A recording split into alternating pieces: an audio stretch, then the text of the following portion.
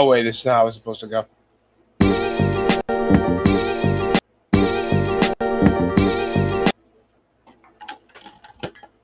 How is everybody doing in this wonderful weekend?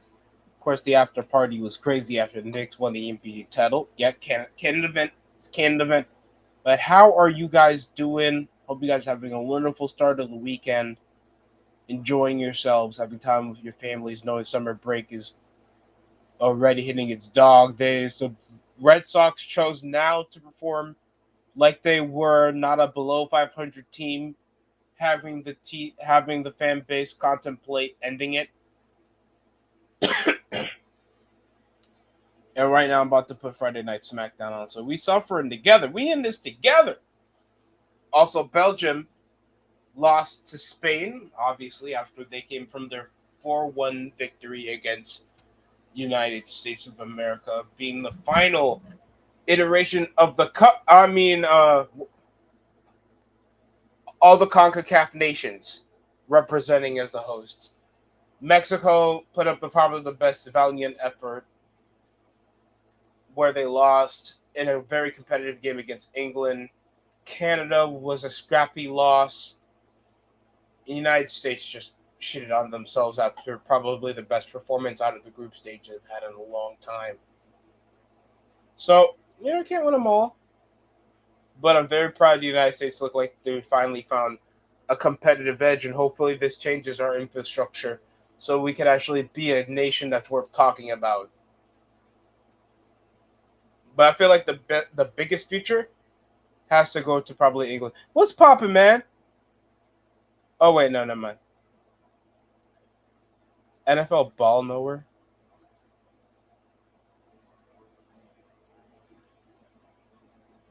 What's the website you commented? What the hell? Sorry, who is this?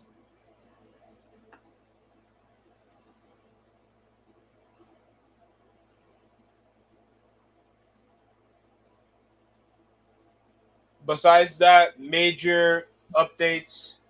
Sami Zayn, after winning the WWE Championship in a triple threat match with Gunther and Cody Rhodes, the next night in Chicago, CM Punk out of his hiatus after losing the world title back at WrestleMania, defeated him handily one-on-one clean. And now we're back over on Friday Night SmackDown. Had the internet over in an uproar when they're both hypocrites. Sammy Hogan and Sammy Cody, but Punk is the bigger draw at the end of the day. Where he now has the privileges that he hated amongst guys like John Cena and The Rock.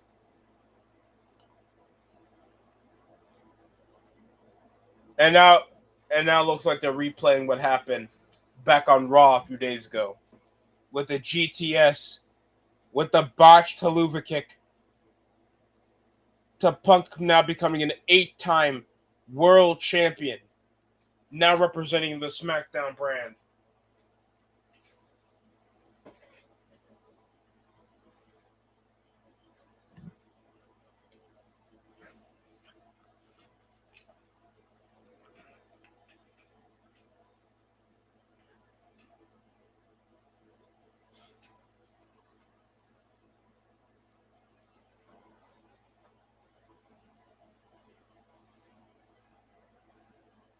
Is it just me, or on my screen they just made Christian Pulisic look black?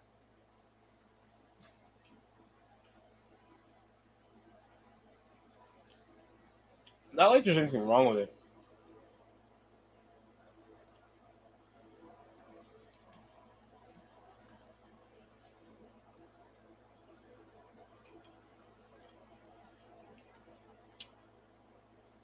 I don't think I've streamed since the NBA Finals, so I'm just surprised. We're about to reach the semifinals of the World Cup in a few weeks. Giannis Antetokounmpo joined the Miami Heat with very little of a supporting cast. Just a Tim Hardaway Jr. that's already in his mid-30s, and Bobby Portis. But Bam Adebayo's there. Nick Aldis is here.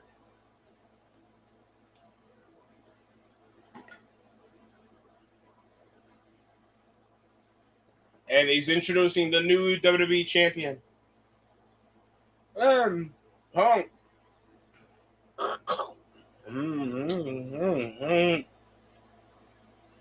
Look at my ass.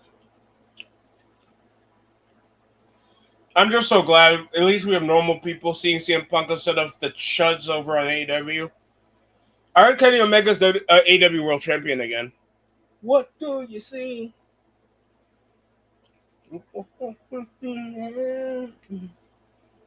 With the Jordan, and he already creases him.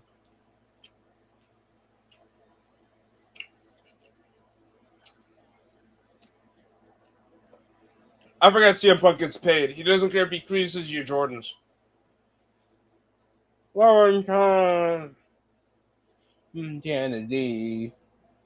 I'm the cult of personalities. The cult of personalities. The cult of personalities.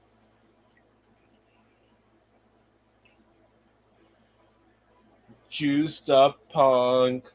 It's juiced up punks. Call myself straight edge. I'm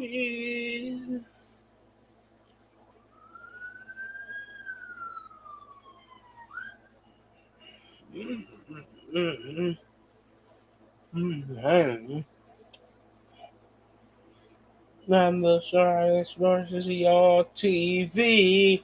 Oh, I'm the personality. Just like you, yeah, you love me.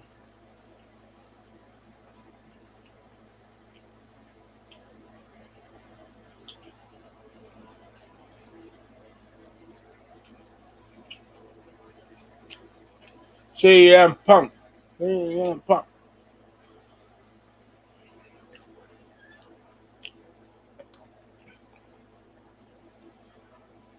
Punk, we get it. You go to the gym, gang.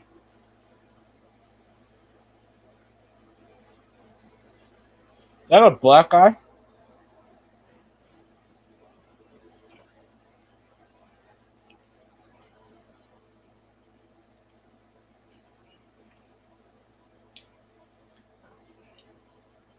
Brother, this is your first match back and you already got a black eye. Damn.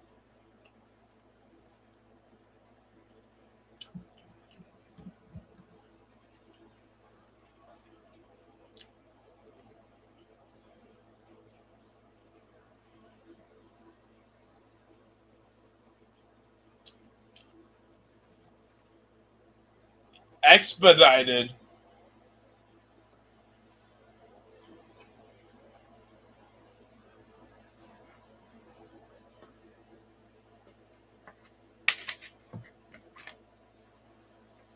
Oh.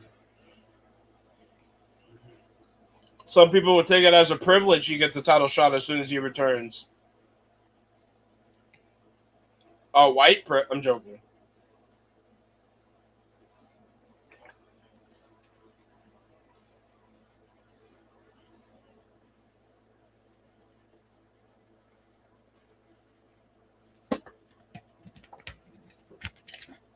Punk, I don't know about you about being alive on a Friday night in Oklahoma City.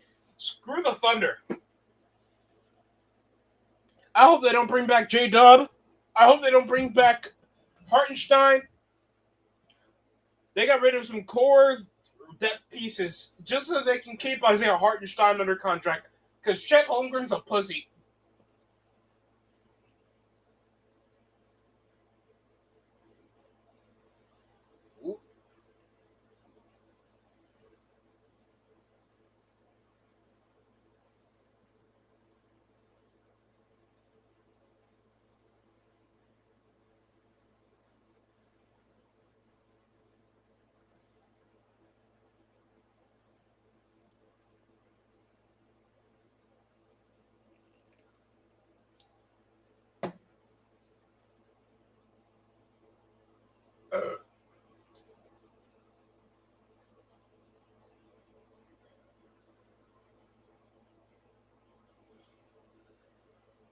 Emphasis on the hungry for Cody Rhodes. No, not Cody Rhodes. Kevin Owens.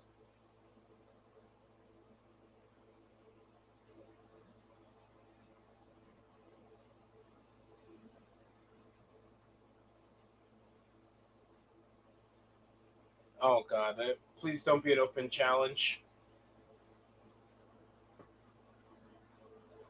The best of the best of the best of the best of the best.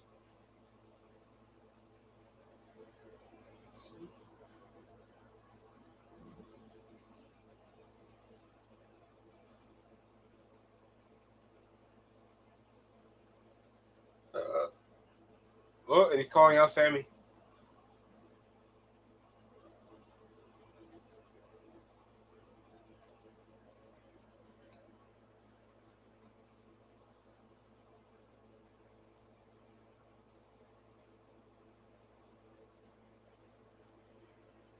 CM Punk would take any challengers, even if a rematch.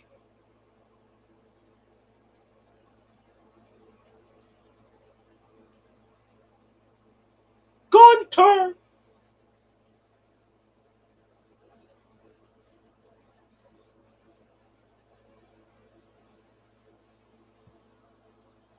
Gunter!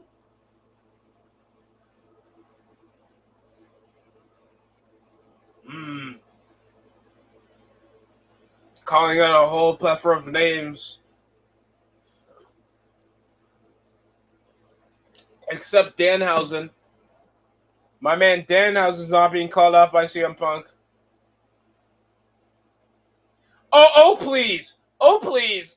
Nigga, you beat him twice this year. Do not be calling Finn Balor CM Punk. That is the saddest shout out ever. Please. Make my title reign longer, Finn. Come pull up. Pull. Royce Keys. Oh, God. Damian Priest. Okay, Trick Williams. Okay. Oh. He forgot one. He forgot one major one. It's Nepotism City.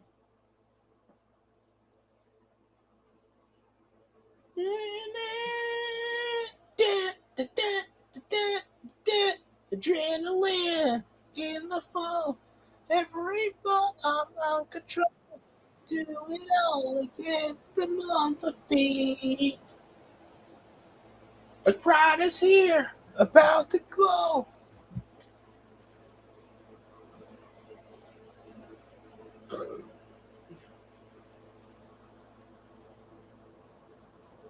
Like Crowther says, when I was younger.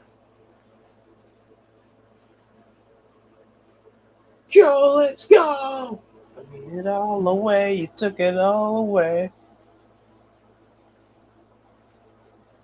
You messed up my parlay. You ain't my kingdom.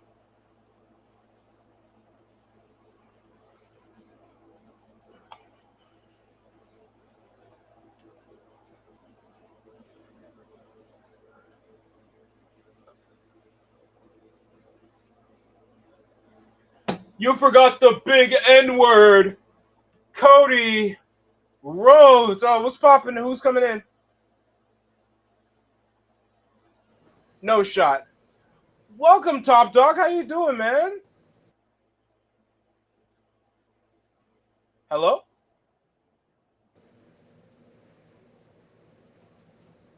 Is your audio on? So let me mute the audio. You forgot the big N word. Cody. You took that. Yeah. How you doing, Top Dog? Oh wow, he just clipped and just took it. Okay.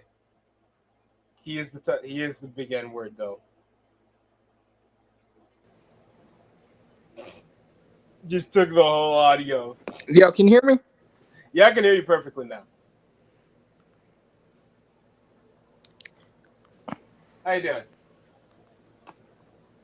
Oh wow, he just clipped and just took it. Okay. Yo, DST, can you hear me? Yeah, I can hear you. Oh, fuck.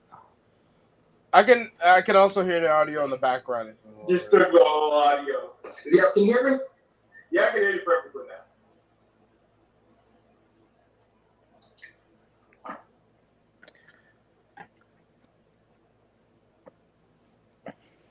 you hear me? Yeah, I can hear you. All I right. can also hear the audio in the background. Just the audio. Yeah, can you hear me? I'm getting delayed feedback over this. For some reason, I can't hear you on my. I can't hear you. Really? For some reason, I can't hear you. I don't know why. Yeah, I can hear you. Really? Hold on. Can you hear me now?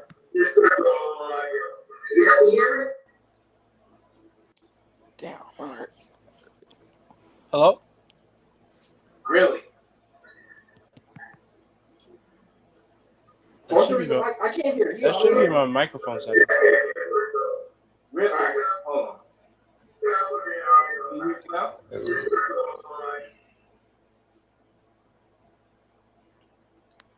Poly market ticker is crazy.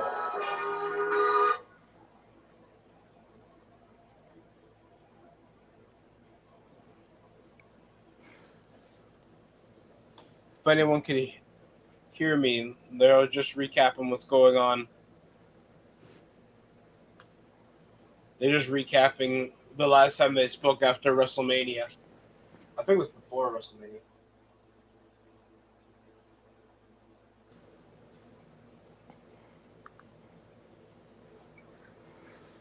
Just say when. If anyone can hear me, they're just recapping what's going on. Yeah, I can't hear you. I can't hear you through my. They're just recapping the last time they spoke after WrestleMania. I think it was before WrestleMania. Yeah, I can't hear you, DST, through my iPad. I can hear you through my TV on the live, but I can't hear you on this restream thing. Just say when anyone can hear me, they're just recapping what's going on. Let me. You getting the output? I just selected the output. Last time they spoke after WrestleMania. Yeah, I can't hear you, DST, through my iPad. I can hear you through my TV on the live, but I can't hear you on this restream thing. Just say when anyone can hear me, they're just recapping what's going on. How's that possible? You getting the output? So you can hear me on my stream, but you can't hear me on my restream. Yeah, I can hear you, DST. What do you see? My TV on the live, and I can't hear you on this restream thing. Just say. I'm trying to check out the problem. If there's like an issue, like communicating. Oh, I'm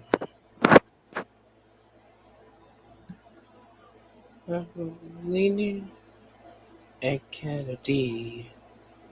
Because it couldn't be anybody else that shows up on the stream. There's barely a problem.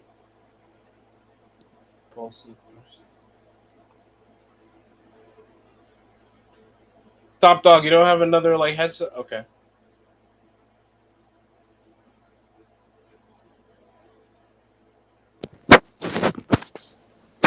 Hello?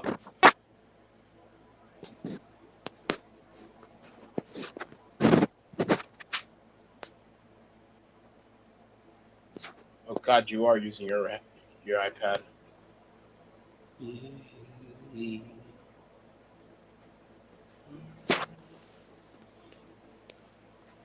Oh God, beef. Why does Jade Cargill still need this faction? And what's the denim is crazy.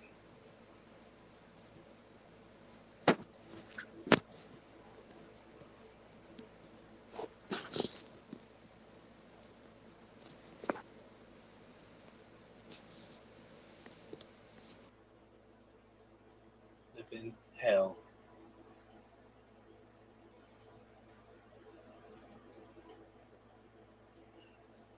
Meacham, when are you gonna stop getting surgery, woman? No woman, even if they're the best fit, they don't have that type of bone structure in their face, gang.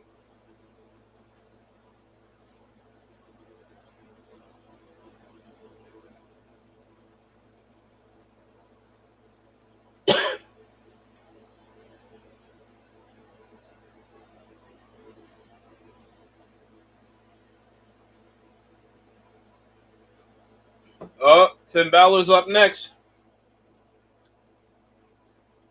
That was one of CM Punk's names he shouted out to earn a title shot.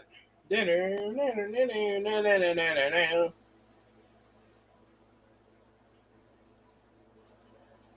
now it's back to the regular trunks. No more Jordans.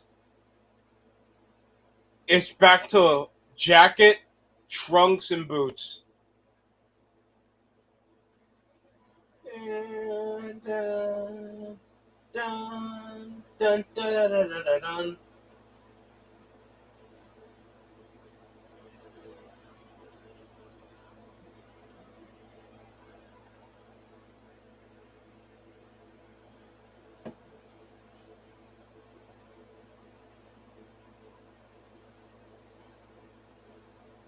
Two nights of unnecessary poor booking.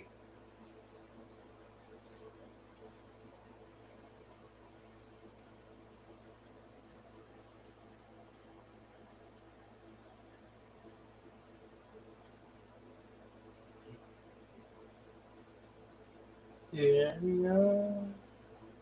make it a better place.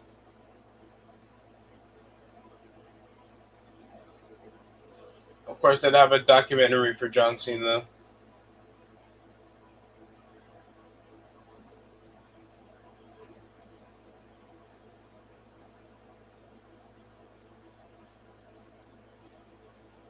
Oh, I forgot Halliburton was at WrestleMania.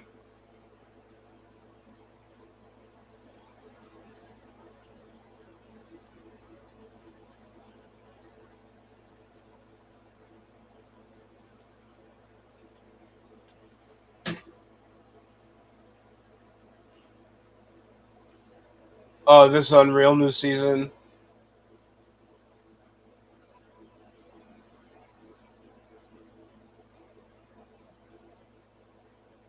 He's okay. It's okay, guys. It's fake. Calm down. It's fine. Unreal doesn't kill the business. It helps you understand their feelings. I think a lot of wrestling fans know it's a work.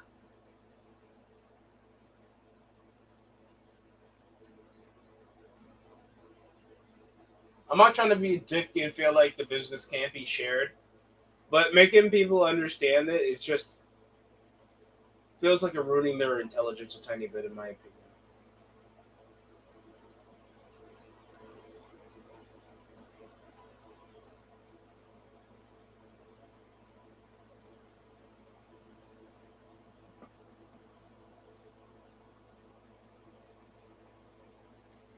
July 21st, new season of Unreal.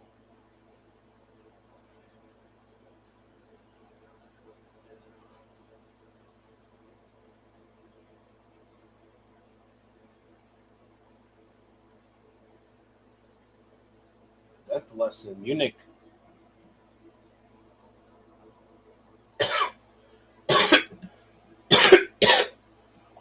Sorry, folks, I'm dying. Let's see what else is happening. Victor Wembanyama makes a 5-year, $252.5 million deal, $0.3 million deal. Congratulations. I know Wembanyama is the franchise star.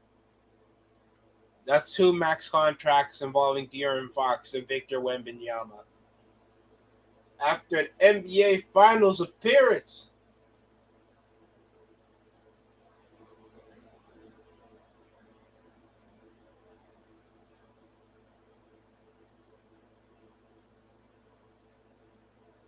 Hell no, but why would I agree to that deal? That's a dumb deal.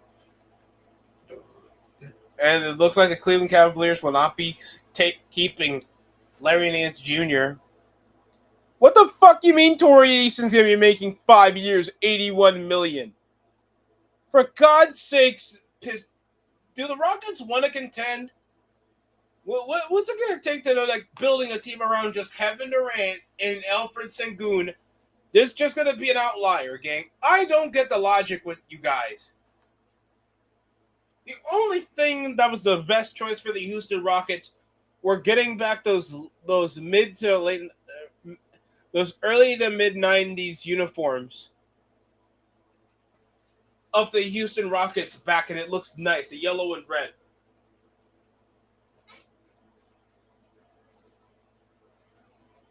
And Finn Balor's been waiting for this long since the entrance.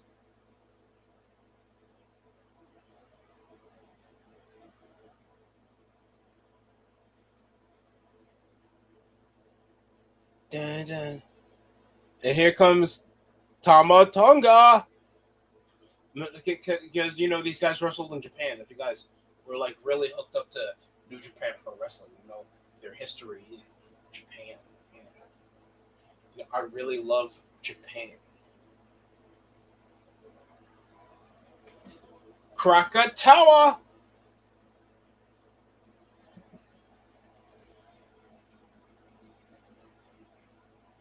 After the MFTs finally broke up, two former Bullet Club members, because you guys got to remember faction from over a decade ago that had no correspondence to the WWE. And that's the only time you're getting this altercation.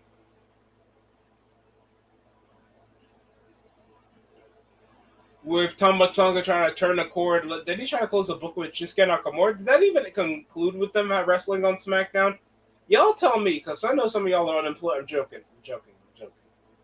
All due respect to Shinsuke Nakamura.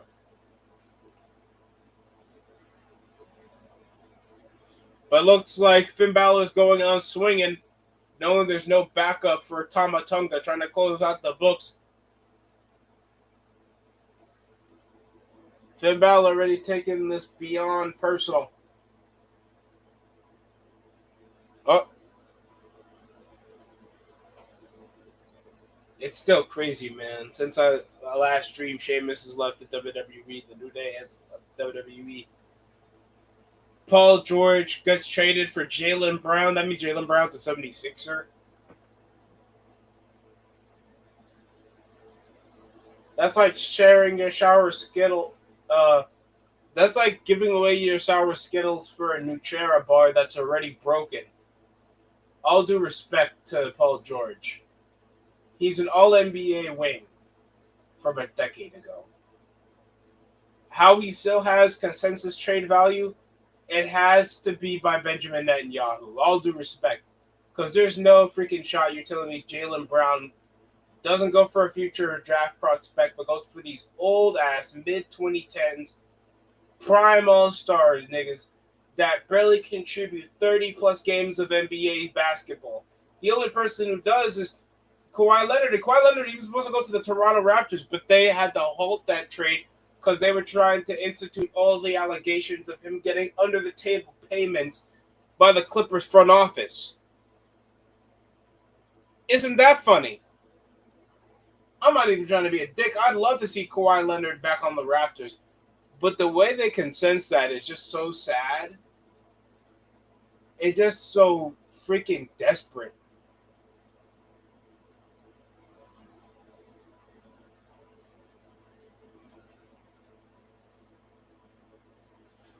And no one, like, this type of politicking, oh, look at this, Talonga. Oh, tosses him face first into the, haha, no heat. No one cares. Face first into the apron, and finally, the size advantage plays it outside of the ring, flying clothesline from the steel steps, and Tama Tonga with the advantage.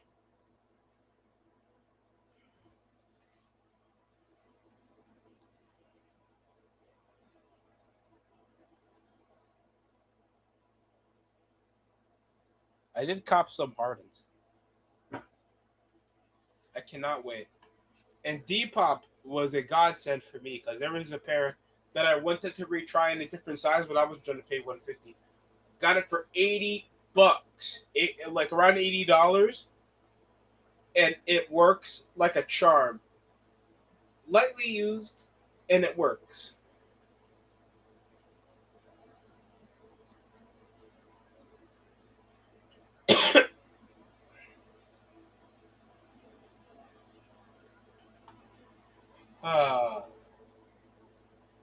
Also, John Moran went to the Portland Trailblazers. Isn't that nice?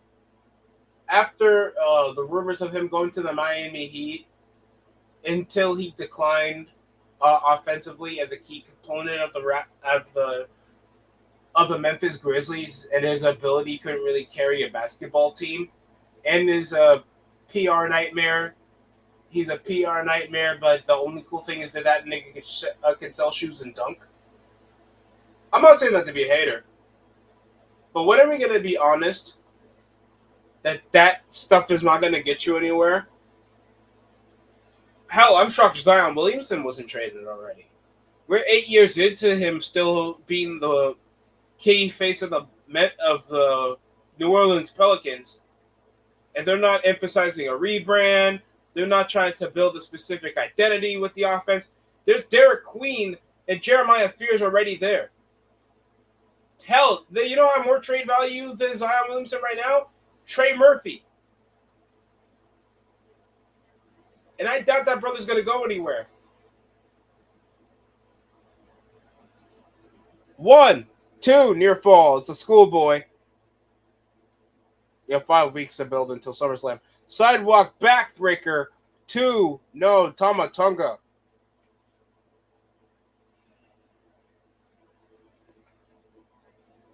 Mamma mia.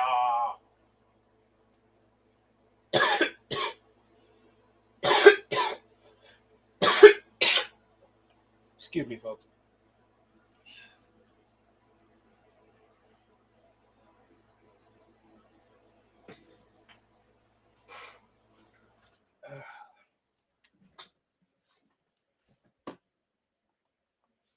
Gonna turn off the AC finally. Oh, it's hot, and there comes this.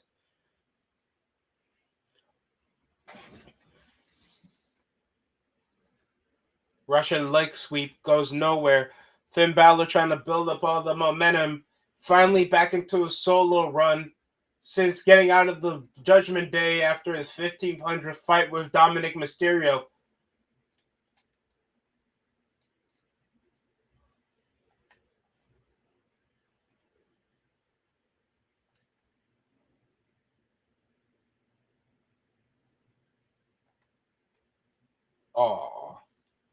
Oh, what a knife-edge shot by Finn Balor. Mamma mia. Irish whip into the corner. Over the shoulder, trying to catch him off guard. Tama Tonga. Oh, no. Cover. 2. Neckbreaker couldn't go anywhere for Finn Balor. Krakatawa.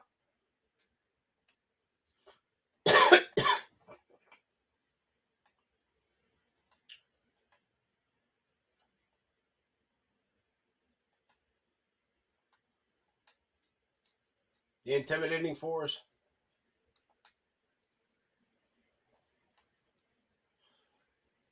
I forgot Tango Loa gets, I think he's released, but Tama Tonga is still there with, oh yeah, JC Mateo also got released too.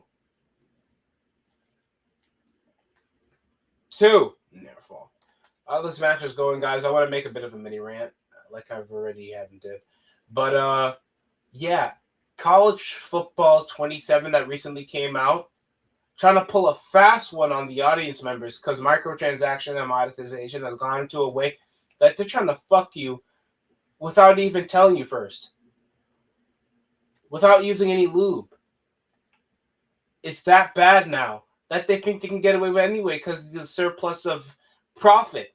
And this is when EA ball and gun people got to finally get out of their ass and know that saying no is the best way to get change. You can make it a better place. Just say no. You don't need to buy the next college football game if it's going to be the same thing. You don't need when you know the graphics engine is still the same. It still feels the same. It plays the same. Now we're trying to monetize game modes that we've held sacred, and that's a favorite of college football. Watch him make you try to pay extra to play as a Notre Dame mascot for fucking mascot mashup. By the way, it took them 2 titles to finally add that game mode that has been there since the 2000s era. And now they feel like they're this slick that they can try to slip in an offline game mode like Dynasty mode and Road to Glory and make you pay to win for CPU?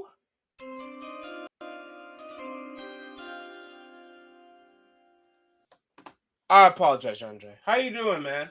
It's been a minute. Yo, what's up? How are you doing, John? Just chilling, relaxing. Me too, man. It's been a while since I had pizza in my system. Oh, plancha by Finn Balor. So I was mini ranting, John, because I know you don't play video games probably as often, but there was some BS because you've played college football before, like for the PlayStation or Xbox. Yeah, when I was much younger, yep. Well, Dynasty mode. Yep. And Road to Glory. Mm-hmm. They were trying to make you pay so you can upgrade your character. In fucking an offline game mode where you play against no people. Yeah, I can understand 2K, even though it's bullshit. The role playing the MMORPG, the role playing aspect of upgrading your character, the concise and archetype balances because you're playing against different people. I get it. Even though it's dumb, it has a purpose. John Jay, there's no way I'm gonna pay $50 just so I can thrash Kansas State. There's no way you're telling me that. There's no way. Give us your money. You poor people will pay to play. They're trying to add their own park. Hell, they'll probably add a campus mode where it's going to be an open hub, so they have an excuse to gentrify over and expand the playing lane. Because college football, they're trying to probably emphasize that to be an 100 gig game. They want to fuck over the audience, John. Damn. They can't have satisfaction knowing they can make a great title. That makes no sense, John. You know how long Super Mario Brothers has profited? That's crazy. That's the equivalent of trying to make you pay extra. And look, I can understand. Fortnite does it. They want to emphasize it's just to make you look cool in the stupid video game. If you want to be Godzilla while shooting up random strangers while wearing Jordans, wearing the backpack, that's all within fun. I get it. You have a right to have that. But when is it a right for you to just enjoy what's in the game from what you already purchased when the retail of a video game now is $70 to $80, John? Damn. That's a ridiculous statement. You don't have the right to purchase. They already show in modern video games that you have the right to rent. They want you to rent shit so they can push over infinite profits. That's what they were trying to do with Grand Theft Auto 6. And people trying to overhype that bullshit gamer slut BS where most of you idiots just play online because most of you guys have no imagination anyway. So you guys want to go over, just play some random shit, then scream over with some strangers that you did some illegal shit. There's nothing cool about Grand Theft Auto 6 that impresses me that much that I have to pay $80. All due respect. I like Grand Theft Auto 5. I love Grand Theft Auto 4. You know why, John? Because that represented where I'm from. I'm from New York. I know most of those were based on my boroughs. Being the story, having the online for the first time where you can actually interact with people. You know how ahead of its time Grand Theft Auto 4 was? Nobody talks about it as much as 5 because of the streaming. And now that's going to be overemphasized because they're trying to justify you getting $80 for a piece of plastic with a QR code. None of that shit you can keep. I remember when you paid extra for the video game then extended, you got a Master Chief helmet, John. You actually get the Master Chief helmet, then you get a director's cut, then you probably get the sword. Remember the swords that you get from Halo? You get the sword. Hell, you even get the gun. Gears of War, you get the chainsaw gun. Fallout, you get the helmet that come with the whole armor suit, but of course you don't get the whole armor suit. You get the armor suit figure. You get the armor suit figure. You probably get some of the bobbleheads of the characters that represented the show. Probably an art book involving all the monsters from the post-apocalyptic setting. And now all of that is just for the bare minimum. You're paying more for less. I don't understand what you don't get out of college football that you haven't gotten from NCAA football 2005. You get Road to Glory. You do bumblefuck in 4 years of college football. Hell, most of that you just redshirt over majority of a year, and that's including the NIL setting. Because yes, John Jay, there's NIL in the new college football game. That means guys can just decommit as soon as they hear that they're getting paid more. And I know you had your own opinions on this in the past, but I mean, I like the setting because at least it's a different change of pace, where you don't always get a promising 4 to 5 star recruit. Hell, even a 3-star recruit, you're asking for $3 million. Wow. And now it's like, oh, great implementation. They actually want to initiate something in the game mode. You actually can still create your own schools. Mascot mashup is back. Yeah, but if you want life to go easier, they'll make how they'll make the microtransactions more potent, John Jay? They'll try to slow down on purpose your progression so it feels like they can manipulate you psychologically, knowing if the game can't make it faster for you to progress, what's $20 gonna hurt? It will hurt a lot. Stop fucking over fans like this, John. I still remember my Dynasty modes like they were last week. Especially when I tried to turn Akron University, make the Zips into a Power 5 conference opponent. I finally brought back Northwestern, when Northwestern used to be a actual contender back in the day. Arizona State, turning Michigan State into a legit threat for the Big Ten. That used to mean something.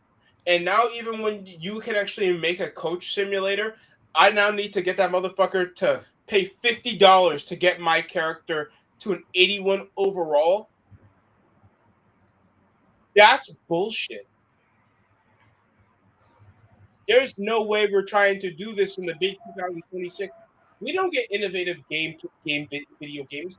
We got more innovative ways to try to fuck over, to push over for the almighty dollar. And this is with already people can't even afford their own property, man.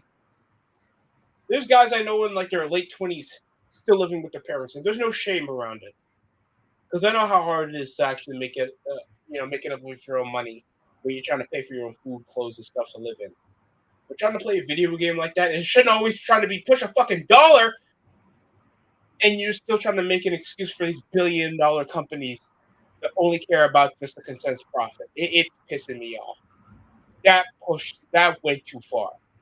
That is beyond the breathing point to where you shills need to really come out of your own closet and stop sucking the financial teeth of EA and actually try to do something about this. Wow. The world we live in. I apologize, John, but there's no way, because I grew up when video games legitimately were video games. The PlayStation 2. I was there for like NCAA football 12 as well for the PlayStation. When you know who was the best running back in the nation in 2011, John? It was fucking Mark Ingram. That was a cover athlete. Oh man, that's a long time ago. That was Alabama. Yeah, I know. Now I feel old. But it gets to a point, and I played thousands of hours into that game. Why is it so hard that if you make something good, you could still sell it for a good price and profit off that? And they knew they've been doing this since Ultimate Team has made them profits. Since like you have to go back to Madden 11 or Madden 10. And then they sparked Ultimate Team in NCAA. The last NCAA football, they put that shit in. And it was like, So if we can still make billions of dollars off profits, knowing our sales go down the gutter, maybe if we try to sneak that into that goes to a point, man. And this is already with people already making their complaints known with the physical media BS. If you're hearing the news, John, that PlayStation is trying to get rid of the physical media. They're trying to get rid of discs. You already hear Sony trying to get rid of 500 movies that people already own on downloadable media just for that to go down the gutter.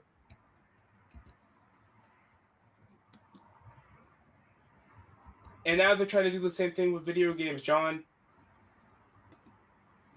That's a possible archive of investment that's going to be gone whether they feel like it's not profitable anymore. Mm-hmm. And they fucking over like one of the actual pure football games that you don't have to overtly monetize like college football, but they will. I just had too much of my rose-colored glasses on, man. Hell, they even tried to do the same thing with WWE 2K. That was like just pushing it. There's no way somebody's gonna pay for a 99 overall Danhausen, man. Man, I remember now. I'm old, so I remember where I used to go to the like it was called EB games, and me and my friends would play whatever the three games on the monitor. So there was like a sports game of the day, a shooting game, and some game for kids, and we would hang out there. And I remember I found a used Call of Duty for like $4, and it was only like less than a year old. And I'm like, what? And I go over there, and the guy says, "Let me check my computer." Oh no, it's $4. So I was like, yeah. So I bought it, and me and my brothers, we would just play it. I sucked at it, but my brothers You were. had fun? You tried to play the Yes, game? we had fun. Now I'm old. I feel like the guy, get off my lawn. Oh, but John, if you had an issue with the video game, you could just pay a couple $20 so you can get the best gun in the video game where it takes you 2 shots. And like that's the type of shit that they're trying to do. And people have been letting it pass for so long. And somehow it's an impossibility to, respect physical media to now a time where you can't even get a DVD. They're trying to emphasize no DVDs for your video games. Thanks because the applications already do it for you. You have permission to get to get the video game. You don't own it. That just threw me for a loop, John. At this point, they're gonna try to make you pay. You have to pay an extra $10 to pause the freaking video game. That's how bad it is. I remember the first time I downloaded a video game on my Xbox. It was 2017, and I'm like, it'll save me time, like instead of going all the way to the store because I had to commute. Because at the time the video game store that was like 4 blocks away from my house closed, and then the closest one was like a 15-minute bus ride. And so I was like, it makes sense for me because I don't want to go 15 minutes on a bus to pick up a video game and then go back home. And they took advantage of that convenience. Then they started to do memberships on Xbox. Mm-hmm. Like Game Pass, Xbox Live. Now they do tier systems. They're trying to push it. They had a $4.99 service, which was like not even like a membership. It was like a $4.99, and it let you download like the Microsoft like stuff that wasn't like the main like top games of the time, and they weren't like big name brands. But I was like, for $5 I can download over 1,000 video categories. I'm like, boom, I don't need to go to. Then they took that away. Now I don't it's even play video games anymore. I'm sorry, I'm dying. Oh no, it's Crazy Juice. He's rooting for Norway. He's like, go Norway. He's mad. Oh yeah, Norway does have England today. I mean tomorrow because Belgium played Spain and Belgium lost. That's what you get.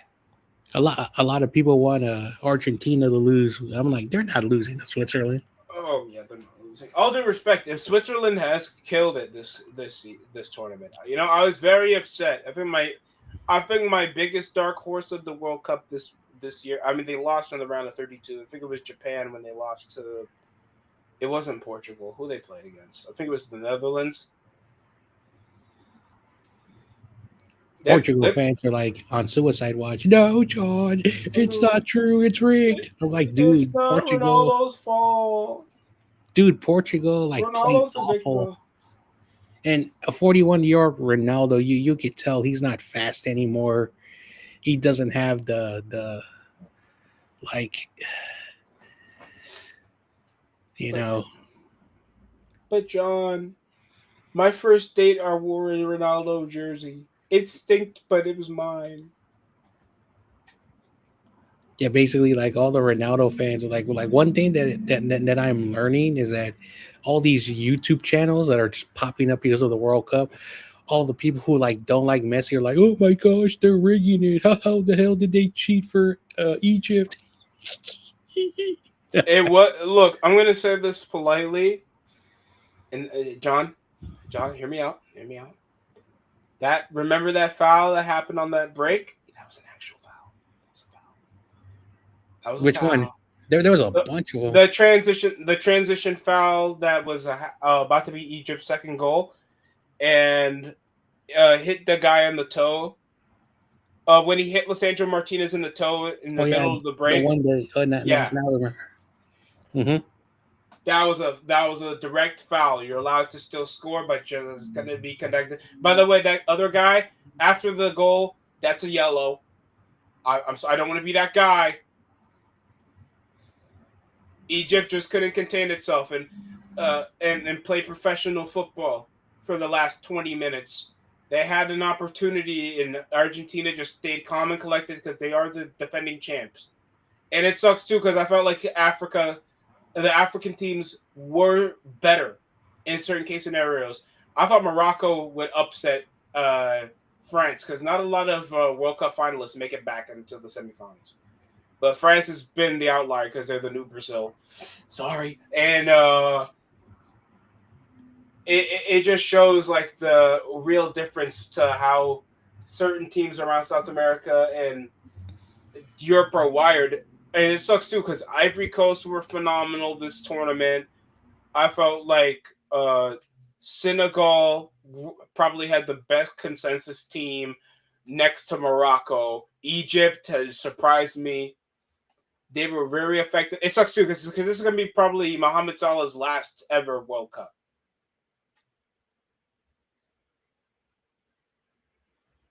But yeah, there's going to be a lot of upside out of most of this because it shows that the parity in the World Cup doesn't always just go to the South American and European nations.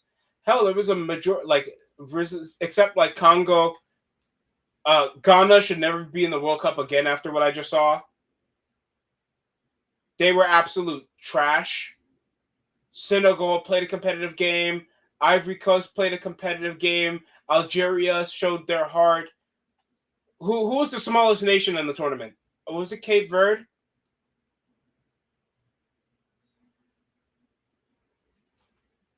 Outstanding competitive football. Some of these nations have nothing to be ashamed of, unless the United States. Yeah, that was the problem with the 48 team format. You have so many teams that should not be there, like but Ghana. FIFA is like, hey, we want the doll, we want every penny, and so we're gonna squeeze even all the advertisers. Like basically, I went to these hydration breaks.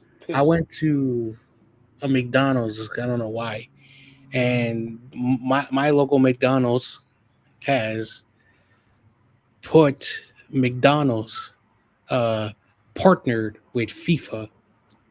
And so a lot of people joke, oh my gosh, FIFA's taking every penny that they can from McDonald's. And I'm like, I can't believe you're still surprised. Like God forbid. God forbid. But they're You a great organization because they love everybody. We care for the people. Oh yeah, sure. Like how it took the president of the United States to reverse the red card that Bulligan had, or the allegations of the Argentinian fan saying some derogatory slurs to some black kid streamer, I show or speed. the ice agents all around the It's just stadium. I show speed. Yeah. I That think they dude, called him a monkey. this dude was crying. No, Ronaldo, no. No, Ronaldo, Dude, he Suey. I hate how he says it. like all Ronaldo fans like crushed. They're like, no. I was the Uh, only. I you was know the only. what? Bruno Fernandez is ugly, so that means that he costed Ronaldo the World Cup. What the hell is wrong with you guys? Just say that you guys weren't The playing funniest well. one is like Portugal's team sabotaged. Ronaldo. Yeah, that's the thing. I feel like it's a managerial mistake. That's my opinion on it. I feel like they had no way to try to actually like legitimately Dude, some random capitalize. like Portuguese Yeah. guy who speaks English. He's from Portugal, and I think he does like video game content. And he just went on a rant about He is. we. Yeah. He's like, we should have hired the current coach last year after we won the Nations League because this guy he was just like crashing out. I mean, I mean, he is Portuguese. So you can't like tell him like, Well, he's yeah, Portuguese, yeah. so but for a Yeah. guy from Portugal who speaks really like he sounds like he's an American, Oh yeah, but he does. Yeah. he was just like crashing out. He's like, the guy we just hired is gonna help us win the World Cup because he's a great coach, and everywhere he has gone, he's won. He's even won a lot of titles in the Saudi league. He even coached in Portugal. I mean, in Brazil. Portugal league. We're not counting the Saudi league. We're not counting that. There's no way we're using that as an So, issue. and then he was like, if we would have had this coach that we just hired, we would have won the World Cup because he's Portuguese and he loves Portugal. You And know, I would have started Joao Felix over Cristiano Ronaldo. Joao Felix is in prime age. He's in his prime age where he would be a top player in the world, and he's in Saudi Arabia. Do not compare those two. That is insane. That's like picking. All due respect, that's like picking the worst player on the Thunder. That's like picking Isaiah Joe over Michael Jordan from the Wizards. I'm picking Michael Jordan, dude. I show speed is curse crazy juice. What else was really annoying? The guy who was singing that song, World Cup, buddy jump, World Cup, everybody That jump. dude, that dude went to so many games. He went to the Egypt game, and when Egypt lost, he was like, "I'm leaving the stadium," and then everyone was like trolling him, and then there was a uh like a fan that's went in front of his car and he put like a picture of Ronaldo with broken teeth and a blood, Oh, that's not and then cool, man. and then he opened his window. He's like, "Why the fuck would you do that?" He got so mad, and then he says applesauce, and then the stream ended. Oh yeah, he has his own code words for when the stream ends. That guy was like, That "Dude, is ridiculous. listen, I think I'm the only Ronaldo fan who can say this. I wish they could have done better, but they performed so badly.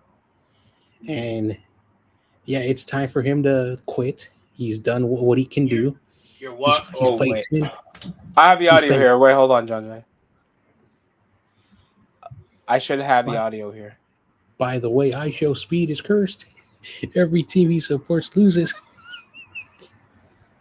You're done. You're washed. It's over. It's going. Yeah, it sucks too because it feels like they can't like orchestrate because you're trying to move a bunch of prime bodies with a older player, and that's gonna probably have a different style to how you want to play. It sucks too because I really like Joao. Joao Neves. Who else? They have Vitinha. Nuno Mendes. These guys literally won a Champions League, and it feels like they just can't orchestrate because they have different profiles of how they want to utilize the what Ronaldo could do. In most of that could just be like just a chemistry thing, but trying to just push everybody else as an outlier because the headlines is just always going to go to Ronaldo. Do the same thing with LeBron James. Because LeBron's already a free agent. If he goes to a different team, the expectations of roster construction, the outlier for poor performance is still going to be the guys that want LeBron James. That's how it is. I wish it wasn't that way, but if you're telling me, well, LeBron, he can't be chase down blocking everybody because he's that you got, but you dunked on a 40-year-old man. Like, they take it like you're beating up a woman in a UFC fight. Like, that's how it is. You feel proud? Yeah, I dunked on LeBron James. You're a monster. You know what LeBron got me out of when I was a child? Oh, here we go.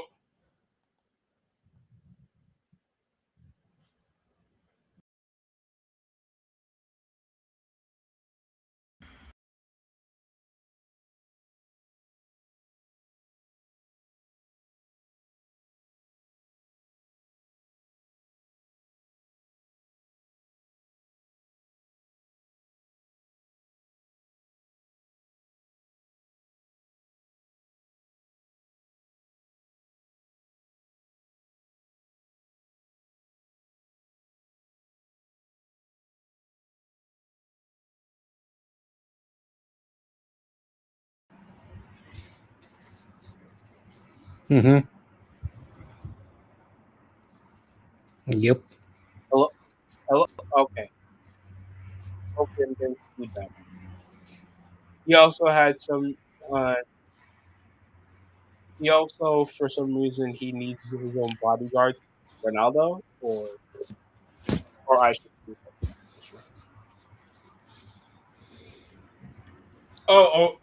John Jay, I wanted to ask you a question. Mm-hmm. On the Giannis Antetokounmpo trade, you feel like they'll make a legit team for him? He went to Miami, right? Yes. Okay. People thought it was going to be Boston, but Miami, I felt like it was going to be the go-to because he'd be the predominant ball handler, and there wouldn't be any chemistry issues because Bam Adebayo could play as a second or third option role. So I just felt like that made the most sense. Mm-hmm. But it's not a bad thing. I felt like the dumbest thing was to trade Jaylen Brown to the Sixers. For Paul George. Just say you guys want to rebuild. Just say you guys want to rebuild. There's no way. There's no way. And Anthony Simons goes to the Sixers as well. That's got to be the funniest deja vu ever. So the Sixers just got 10 times better because you got a prime scorer that could play an All NBA quality that was third most. Third, he was like at least he was top 6 in MVP voting. You trade him away for a bag of chips and the Vine app from 2017. I mean, Paul George. All due respect to Paul George.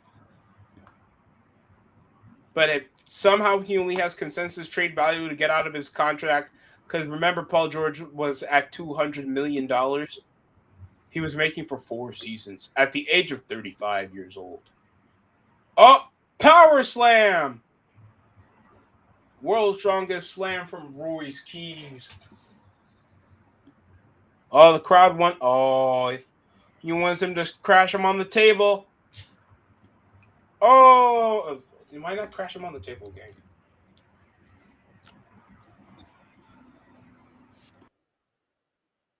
And now Victor Wembanyama gets a Big Mac deal. Young man like him already made an NBA Finals. What is he, 22 now? 21? Mm-hmm. He deserves it. So Donovan Mitchell. little Spongy popped in after over a month.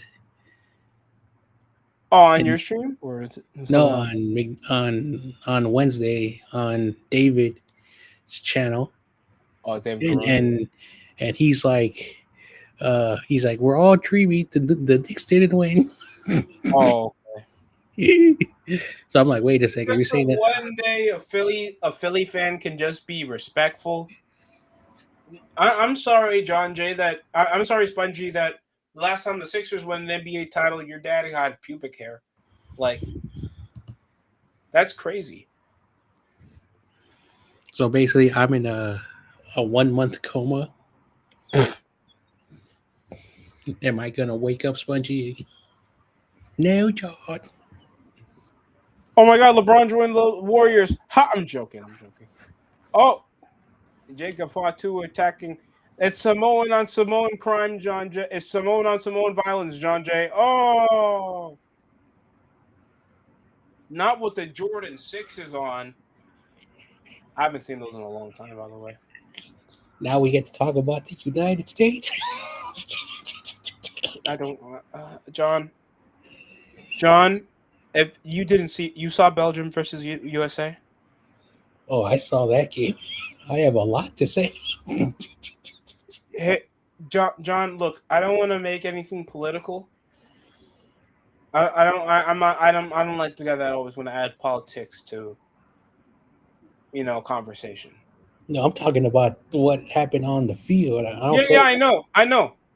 Tim Ream had to be sent as a spy from Benjamin Netanyahu. There's no way you're telling me that Tim Ream was responsible for 3 out of the 4 goals that were conceded in that game.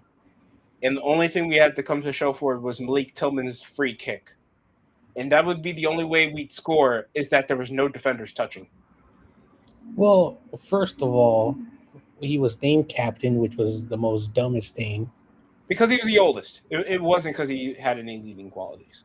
I really don't give a rat's ass about. Yeah, it's because he was the oldest. Someone gives a shit about Tim Ream. Do not give a shit what No one talks about Tim excuse Ream. my language.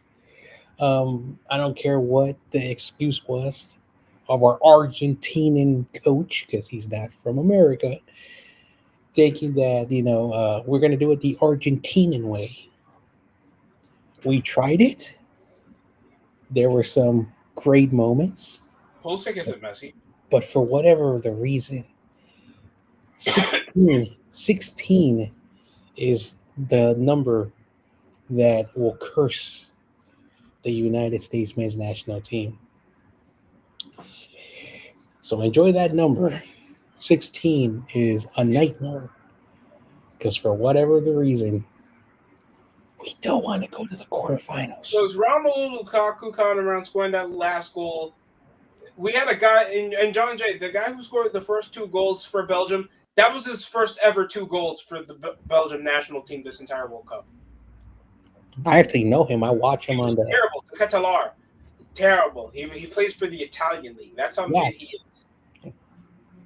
He's not bad at his club. He does really good stuff. Yeah, he does well. He's a very talented player. Romelu Lukaku also a bit over the hill now over his career, but he's still he's done well in the second half off the bench this tournament. Mm-hmm. So I'm not saying that Belgium didn't come in as a more superior team, but we came in as the more informed team, if you catch my drift. There's times where we looked good, but we let the game fall behind. And I wouldn't mind if we lost 3-2, 4-3. But we were so inconsistent, so soft up the midfield. We waved the white flag. You know how we waved the white flag with John Jay? How? Giovanni Reina subbed in. And their best shot on target was Bertholder. Yeah, but apparently, I've been listening to all the online losers.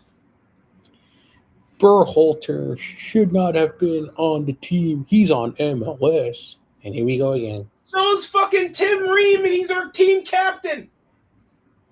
But he played in the Premier League for a decade, so. Oh my goodness. He played in the Premier League. Which club? Fulham?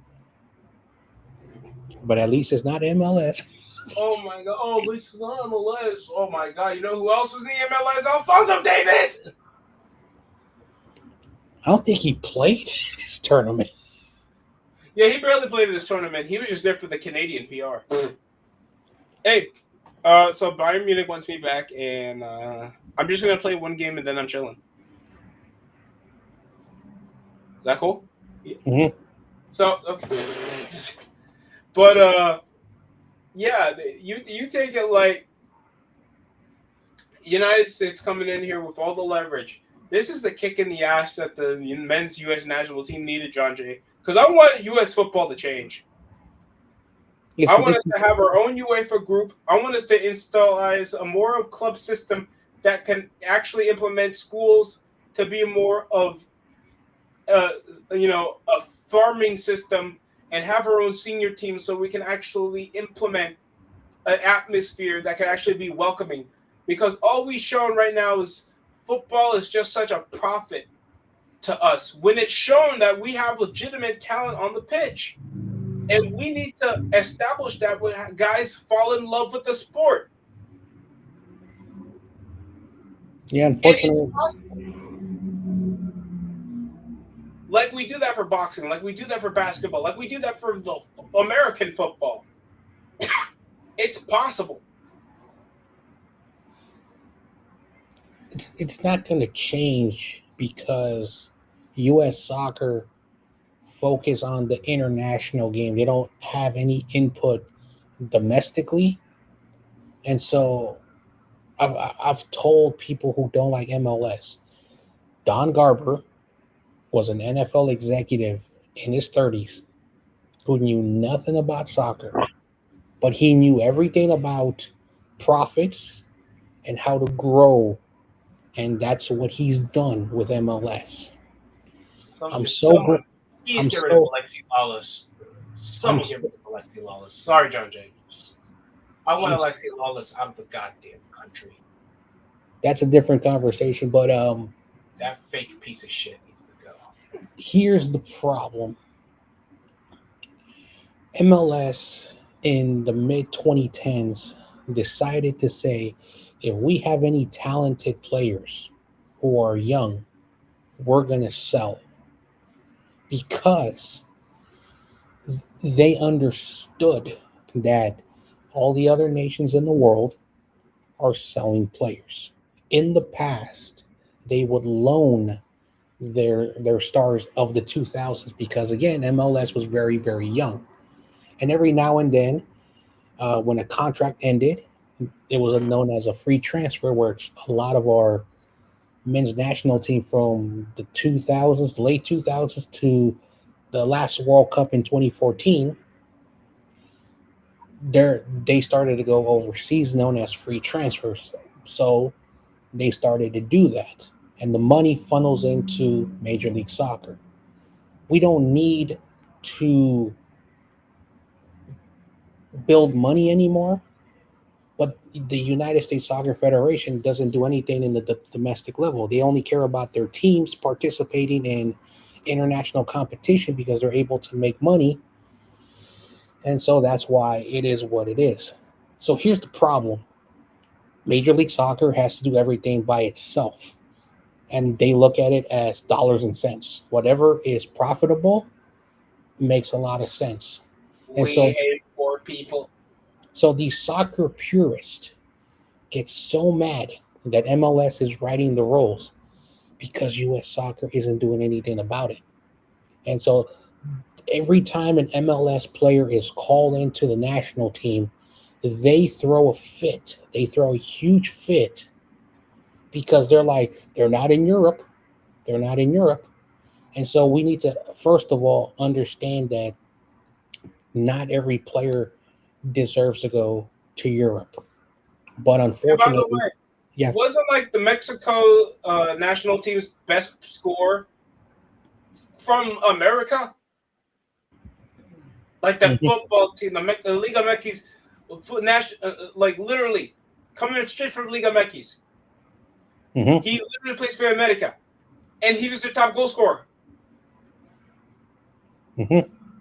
And that was probably the best performing Mexican national team I've seen in a very long time. Mexico should be so proud of themselves for what they've been able to accomplish. And Now, giving England a fight for their life. listen, Crazy Juice is in the chat. He knows the Mexico team way better than I do. But Get him! Sorry. when you look at the roster, they have a balance, 50-50.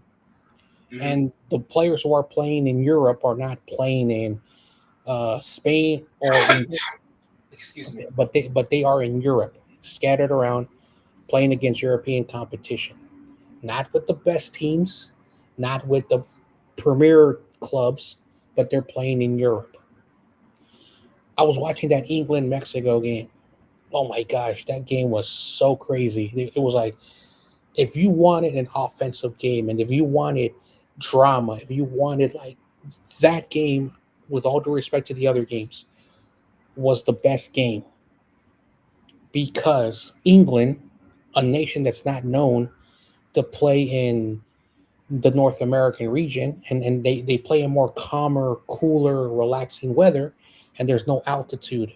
And for the British to do what they did in Mexico, you got to give them props, because no other nation, with all due respect, they broke a 13-year record of Mexico not losing in that stadium in 13. The last loss was in 2013. Wow. Okay. So that was a fun game. And the atmosphere was brilliant in the Azteca. Okay. I've never felt so well. Obviously, we were at home because, of course, we're all from the United States here. But knowing how how outstanding the atmosphere was, the Mexican fans treated the English national team with some class and actually behaved well, knowing this is a legitimate football match. Mm-hmm. Unlike Paraguay did to France, but we'll talk about that a bit later. Oh, don't worry. I watched the games, John. I just was in poor vocal health to try to actually record. The only thing that came out of that Paraguay game was something that did not happen on the soccer field. Oh, And yeah. that's all I'm going to say It about was a physical down and dirty game. Kylian Mbappe scored a penalty. A lot of questionable foul calls were put in a very physical game. Like I saw one of the players trying to attack one of the players, Ousmane Dembele, in the heel cap, and dirty South American football, and they were trying to make the mentality of the French national team break. Great game, even though it was like a 1-0 finish. But then the Paraguayan politician, she come around calling Kylian Mbappe a colonized Cameroonian, because of course a lot of migration of African nationalities come to France. It's very obviously the French national team has been more black centric as time has gone on. So she was trying to call Kylian Mbappe having a background of colonized, enslaved Africans playing for the French national team, doing their dirty work. And obviously Kylian responded with saying that you don't deserve your position. You're a poor woman for the position. You shamed your national team. You have shamed your country. And the biggest response that woman put, you know what he said, John? You know what she said? What? You called me a woman. Okay. That's not an insult. I'm being insulted. I'm being insulted. Being insulted. You're not. Never mind. I'm old. I don't understand. I'm too old. I don't know anything. That's how it is. Kylian called her out, and then she thought she was being attacked because he actually could speak for himself. And that's a shame too. Paraguay, no one expected Paraguay to go that far outside of the group stage. Man. And they played as I expected to play. Fuck Miguel Almiron, by the way. If you guys ever watch the MLS, you understand. There's a channel. I don't recommend watching it. Tactical Manager TV. And this dude is like the biggest hater. Basically, he says that he worked as an intern for Orlando FC, Okay. and he quit. He quit the job because he says, "Oh, I don't want to be corrupted by MLS." So he has a propaganda towards that. I'm like, dude, you should be proud that that league hired you as an intern, because if MLS hired me for the San Jose Earthquakes, which is my regional team, I would sign the dotted line and I would do what they want me to do because, first of all, it's a job. But second of all, like I understand that the MLS is not the rest of the world. Like, we are a league that has been able to create a pipeline of players that will stay for long term, and they're getting paid competently really well compared to Landon Donovan and his era. And so the cheapest contract today in MLS is like 90 grand, $90,000. That's still more expensive than the WNBA max deal. Okay. Landon Donovan, because he was like the best player at the time before David Beckham and all those players started to enter MLS, he was making 300K, 300K. 300K now is like the minimum for like an intermediate, like not a star, but you're much better.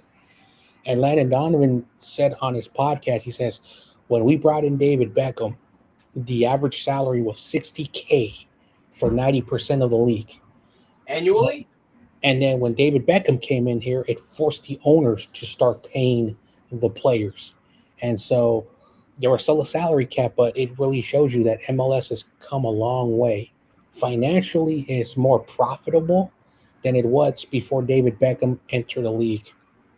The downside is that we still rely on players who are in their 30s, so basically 30 to 34. We pay them extraordinary amount of money, but they're there because they're unable to play Champions League speed anymore. Okay. Thank you, Juice. Crazy Juice. So, and that's, I mean, yeah, that is came a long way, John. We especially like knowing like how Bush League, because I think some of the MLS earlier showings around when Dave Beckham was debuting for the LA Galaxy, they were playing in like I think multi sport venue universities before finding their way to actually legitimize and get some arenas, specific sporting arenas that could actually like host thousands of people.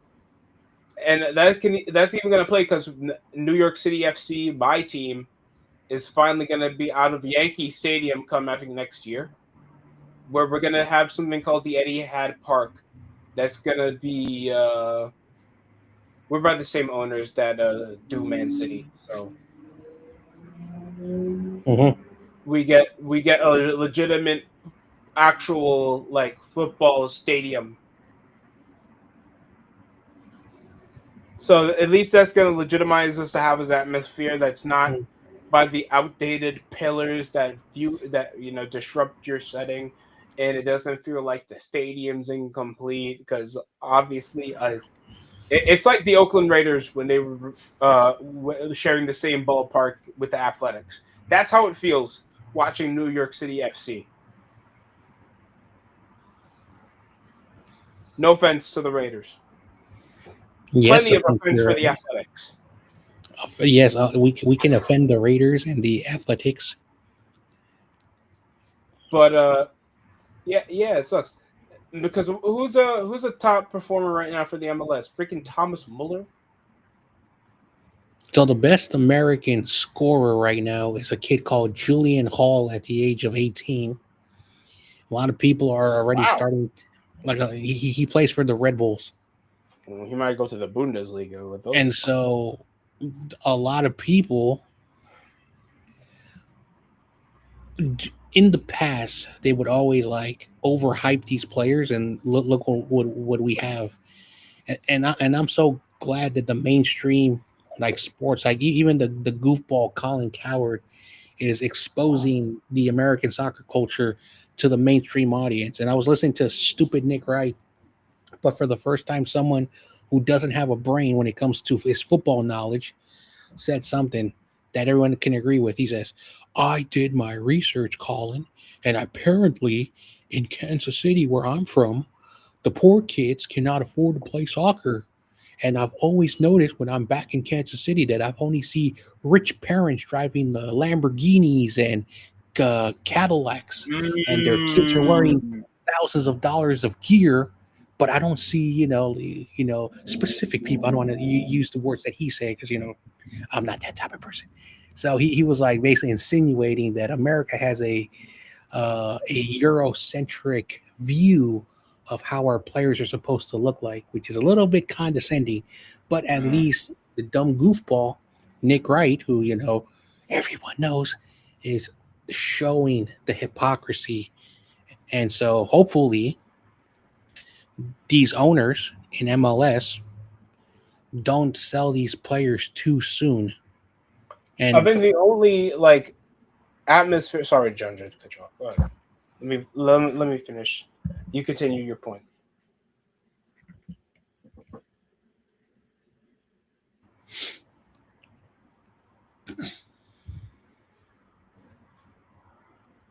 Julian Quinones, I'm mispronouncing his last name.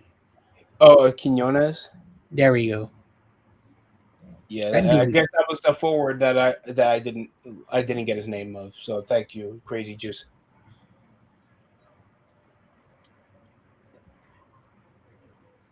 One, two, no. Yeah, yeah. I hopefully football can be a little bit more welcoming over for different backgrounds, especially over to the setting where we'll see a lot more people that possibly are below the radar. Because the only setting that emphasized academia with professional football in a more consistent setting is Japan. You see universities and high schools actually implement more professional values to football for the youngsters to actually go to the senior teams from the academies and build a future out of it. Now you see a lot more Japanese players getting signed to these big teams, while USA, it's a lot more niche. Even if they go to the Premier League, they're utility guys. Some of the best USA talents are not even considered the best dribblers, just good defensive pieces, more like it. I think the most probably the most value for an all around player that plays for the men's U.S. national team is Weston McKennie, probably. mm-hmm. And all due respect to Weston McKennie and Christian Pulisic, because no one's denouncing that these guys aren't talented, very talented players. They're not considered where they're renowned world class for what they do on the field. And that's perfectly fine. But that's probably not what we're emphasizing currently at the atmosphere because we don't have institutes how to maximize players like that. While Christian Pulisic, he was playing at 18, brother was playing for Borussia Dortmund. And Weston McKennie, you go back to when he was playing for Schalke for Germany. They need to emphasize institutions to actually teach kids how to play football. And that needs to probably start from the ground up where you don't have to pay $3,000 a year for something that a child should be learning on the spot.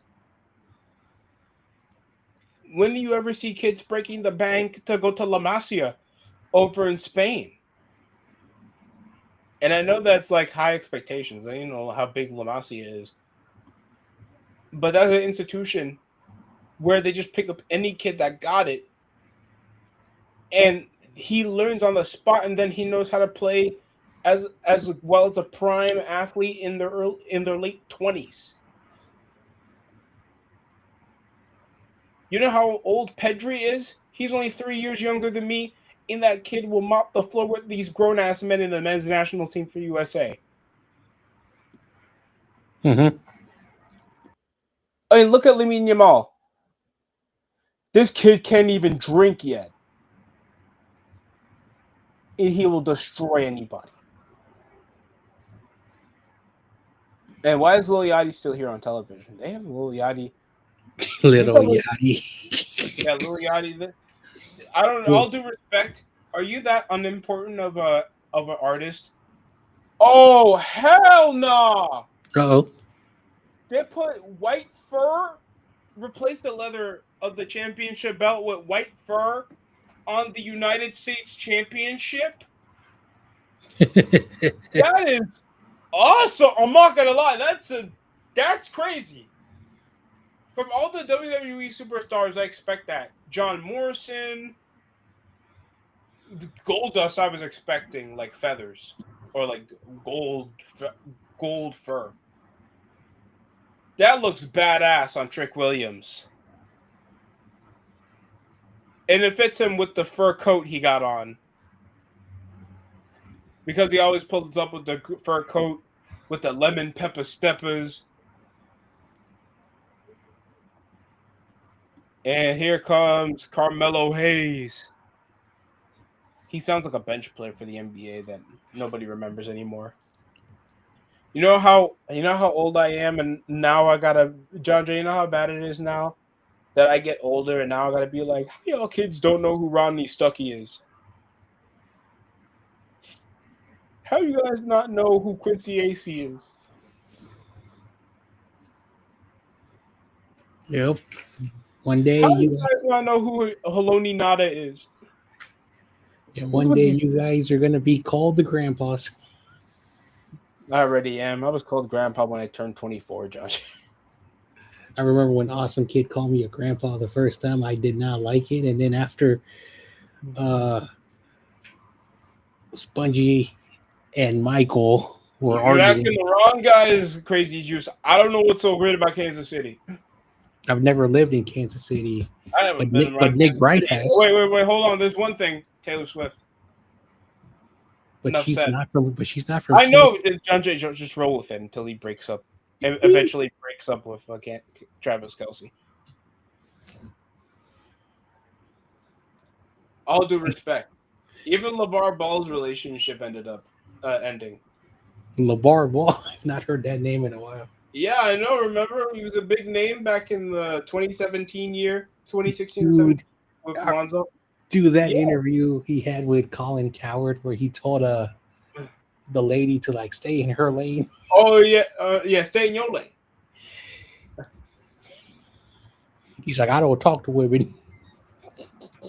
You know, that guy had so much of a big personality. He was on Monday Night Raw. I remember that. I remember back to watching Raw when I saw him. LaMelo Ball. You know how old LaMelo Ball was? He was like 16 years old. Mm. And he come around saying the N-word on television. He was about to say beat that ass. He was trying to, they had to try to bleep him out. Lonzo D'Angelo Ball was there. He lost the foot, sadly. I was shocked when I heard the news on that. LeVar Ball lost a foot. Oh, speaking of which, did you hear the news with LaMelo Ball already? Say it again. Timberwolves. Say it again. I couldn't hear you. LaMelo Ball's on the Timberwolves now. He is? Yeah. Mm. He got traded away. So Colin Knippel gets the reins to be a Charlotte Hornets face. So, I feel like that's the best way to do. Even though the Hornets, that was their best year with LaMelo Ball on the team, but you know his injuries always crept up with him, and his professionalism has always been a question. So it's white power for the Hornets until further notice. So and then of course we have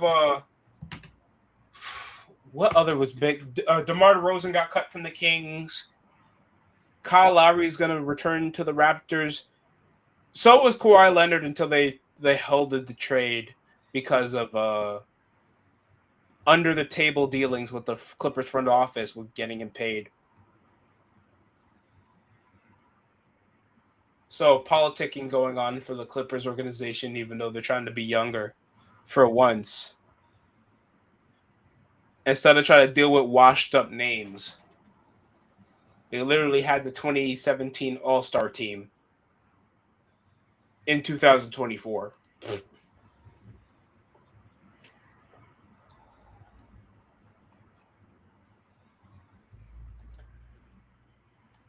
What else? Mohamed Bamba. Mo Bamba still gets signed to NBA teams. This guy's best trade value is his rap song. I got hoes calling a motherfucking Mo. If y'all my age, you'll remember that song. And then you get D'Angelo Russell still having traded. He's a consensus. He's just a journeyman at this point. That's a damn shame. Lakers season was probably the last you even get to see relevant conversations involving D'Angelo Russell. And it sucks too because I remember he was supposed to be he was an all-star back in Brooklyn, and then since then he's just been a utility guy, to six man, to starting guard again, to just be. Hopefully, you can shoot over 40% from the field. Now he's 30 years old, over the hill, and now he plays for a Grizzlies team with no John Morant. You know what's the worst part? He probably believes that he's just replacing John Morant.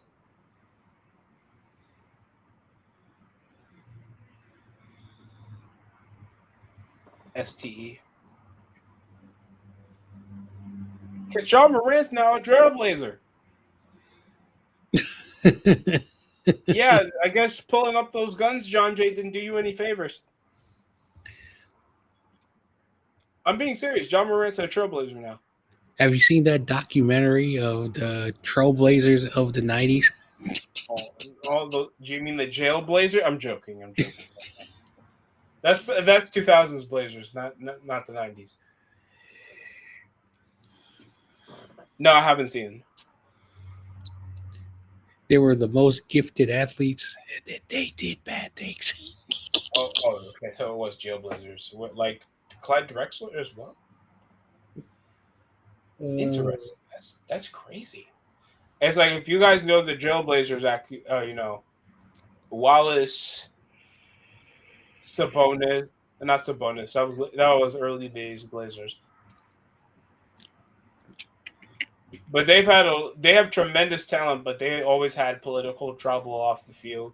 Off the court. But they were incredibly talented. It sucks too. That was like in the era as well when the Lakers returned. Oh wow, crazy Jews! I'm not reading that. What was that? Stephen A. Smith thinks that a big three of white boys can't win the title. Look at. Yeah, interesting. No. They already have names, John Jay. They already got names picked out for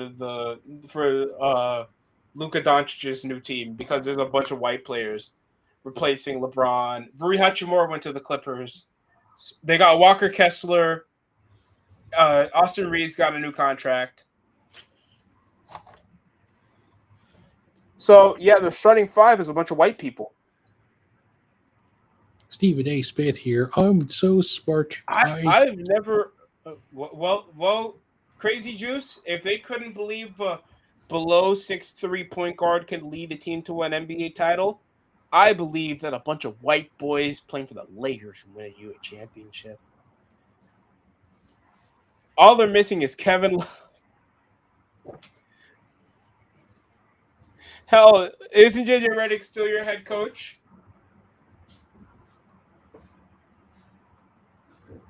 Who they're missing, John Jay? Who they're missing? Oh, Melo versus Trick Williams. Oh, and DeAndre Ayton is gone, so Lakers fans could finally celebrate. Bronny James, is he still under contract?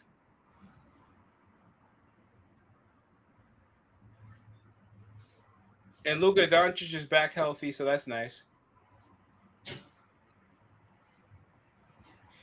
My thing is, if it's John Morant gets traded, I hope so. If John Morant gets traded, what's the hope that Zion Williamson also gets traded? Because when you're like you're damn near a decade in, and Zion Williamson has no playoff appearances. Trade that fatty away. Go let him play for the Kings with LeBron James. I'm joking. He's not there.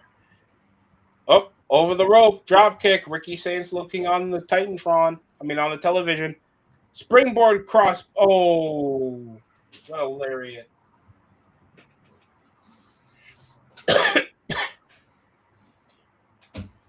Going off the ropes. Flapjack. And the awkward kip up by Trick Williams.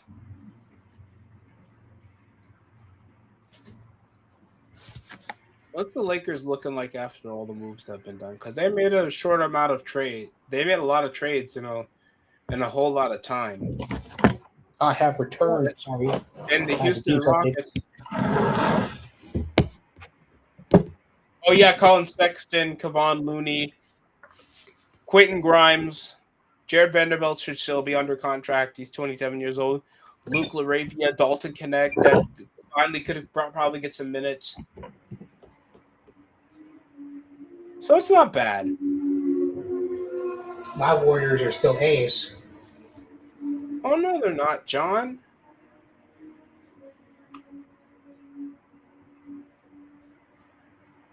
Oh, and I heard rumors that the Warriors. Like my basketball team is ace. Yeah, Warriors and the Pelicans have been the only teams to not make any moves. Yeah, because we're East. Because Steve Kerr was like, we're going to win another champion with old players. John and Jay, you know how bad it is that the Wizards statistically have more, on paper, have a better chance than the Warriors this year? My Warriors are East. It's okay. You still got, first of all, John Jay, your future's secure. You got Pozemski. And LeBron James does not want to become a Warrior, so I'm happy about that. Yeah, they minused it down to like 3 teams. I think one's like he's like, I want to go to Philly or New York or whatever Miami. other team. Cleveland. Too. Yeah. I said that to YTC. He's like, hell no. I don't want him on the Knicks personally. You left us out back in 2012. We won a title without you. Why would we need you again?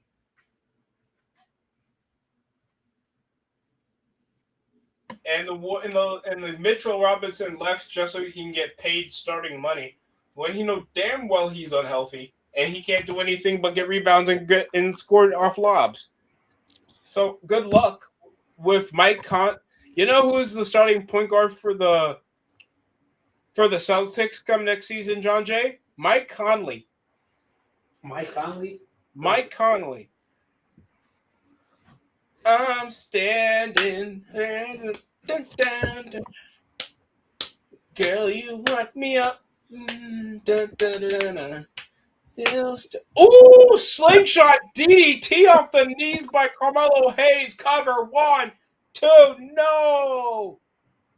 That was brilliant.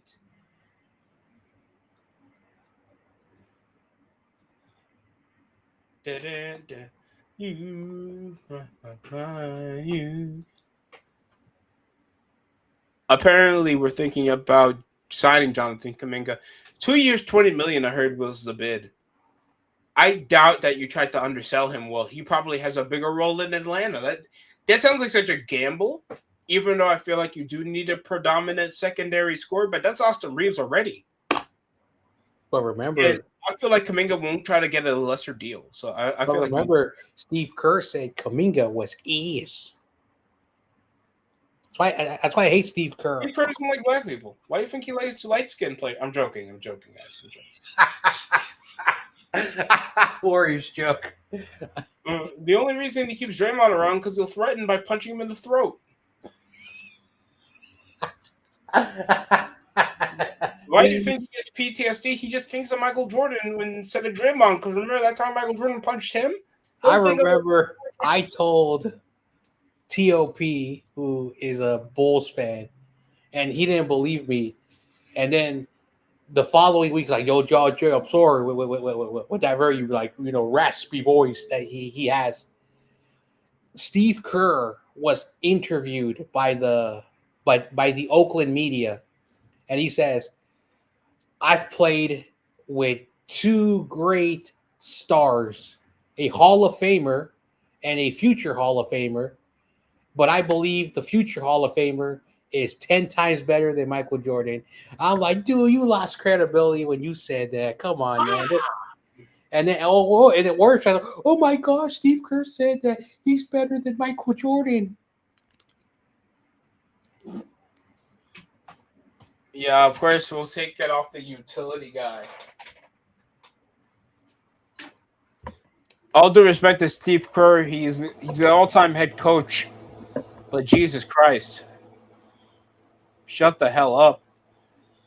I mean, the only person that came up, not doing well after leaving the Warriors have been, Jordan Poole? And I don't know what happened to him. Yeah, he's barely even starting on the Pelicans. Maybe after he got punched in the face, he lost some brain cells. He said, "How do I shoot a ball?" Hey, let me just shoot the ball under 30% from the field. But a lot of my Warriors, hey, we have a Porzingis. Pingus. They can't stay healthy, John. I'm so glad you have him. At least he's an NBA champion, so you can't say he's a bad bust. So one time I told someone I knew that joke that you keep talking, John. I'm gonna use the restroom for a second. I remember I was telling somebody the Pingus thing, which YTC says a lot, and they're like, "What are you talking about?" And I'm like, "Oh, I have friends who are from the New York Knicks that call him Pingus." And they're like, "How dare you, George? Don't call him mean names."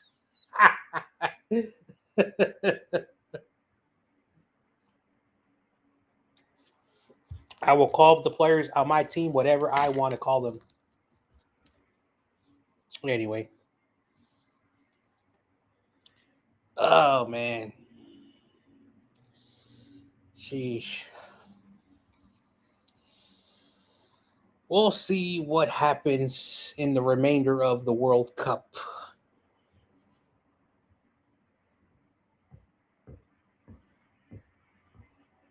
Yep.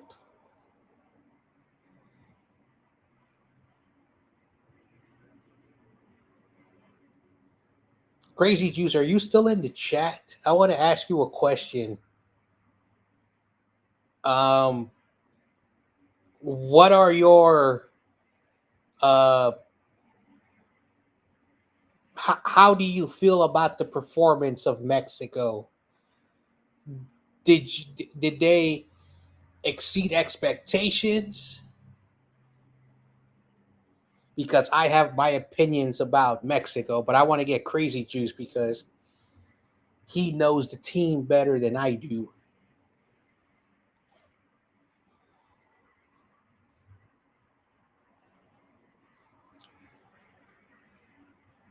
I apologize. I just got news that Bam Adebayo punched Tyler Hero in the face. Because Tyler Hero's in that trade package with Giannis Antetokounmpo.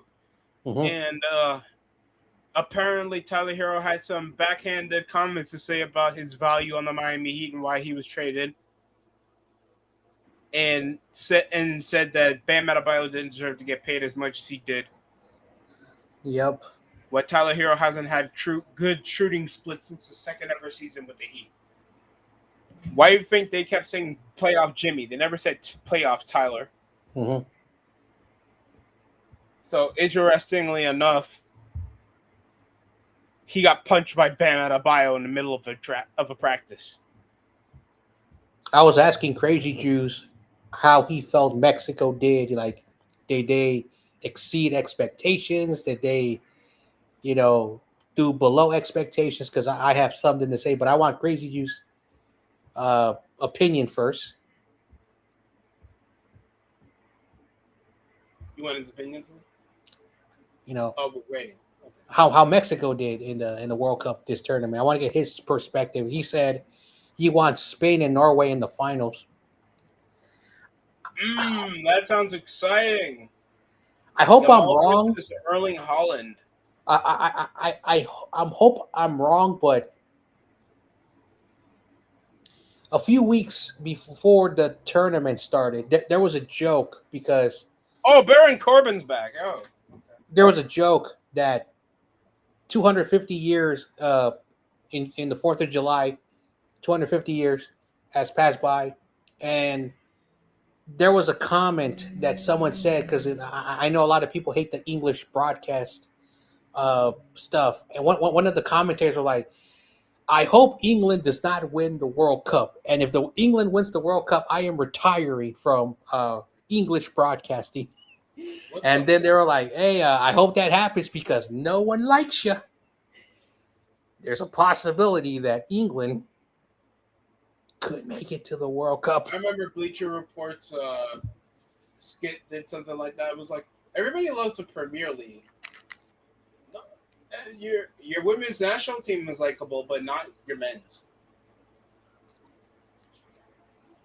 And it sucks too. I like Harry Kane. Jude Bellingham's a PR heaven. They love this kid, Jude Bellingham.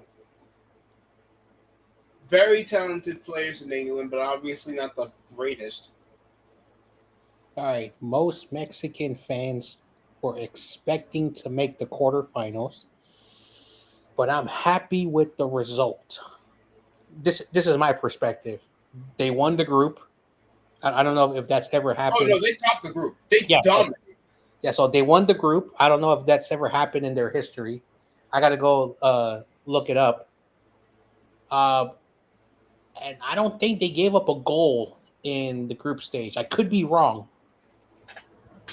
So that says a lot about Mexico. Then the round of 16, the round of 32, it's a knockout game. They won a knockout game for the first time, I think, in 40 years or something. It's a knockout game. It's a new knockout game. And of course, they go to the round of 16 and they play probably one of the most exciting soccer games that I've seen in quite some time because I've seen so many soccer games. I was so entertained during that game. Apparently, that was the number one highly ranked viewership on Fox. Wow. That was higher than the Belgium United States game. Okay. At its peak, it hit 32 million. Average was just nearly 28 million. The US versus Belgium was just over 24 million. I call that a success when people who are watching the English broadcast for a Mexico game says a lot. And think of the market value of your talent as well. They're going to go skyrocket. Yeah. Now, the Telemundo numbers are much lower for some reason this World Cup, but they're still exceeding, just around nearly 20 million. Okay. Again, it's a Spanish network. Not everyone speaks Spanish.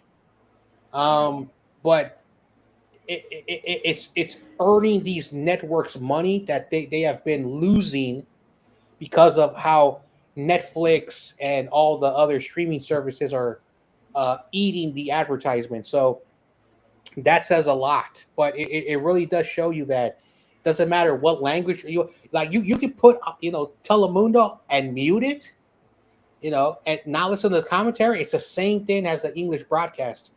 Oh no, John! I don't mute the Spanish commentary. I never the Spanish commentary. I'll never mute. I actually get passionate and actually informed. I'm not saying but I'm making an analogy. Like No. Yeah. Yep. So,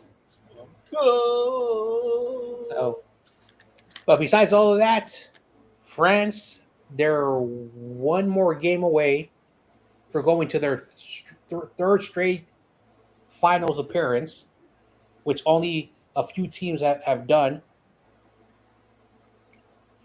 What, Argentina is one step closer from probably picking up another World Cup. Does Messi need it? No. Is it possible? Yes. And he would only be in a category of very few players that have won multiple World Cups. It's very rare that you have star players. No disrespect to Messi, great player. Pele is still the gold standard. Like, if you don't have 3 trophies, I'm sorry. Maybe I'm just biased, but when you're a 17-year-old kid in the 50s, doesn't matter what nation you're living in, you're living much worse off back then. But because you won that stuff, people forget sometimes who Pele actually was. Today, almost every nation has the diversity that no one ever thought. And a lot of people who are not soccer fans are like, "Oh my gosh, I thought America was the only nation with the diversity." Now they're learning. Maybe people should watch the World Cup more. They'll get educated. People weren't surprised with there was a black goalkeeper in the Japanese national team. His name is Zion Suzuki. Mm-hmm. He's black and Japanese. Mm-hmm. He looks like Ruri Hachimura if you look closer, but very talented goalie for Parma. And of course, we know how black oriented the English national team has gotten over the years, with Jude Bellingham being their best player, Bukayo Saka, Marcus Rashford,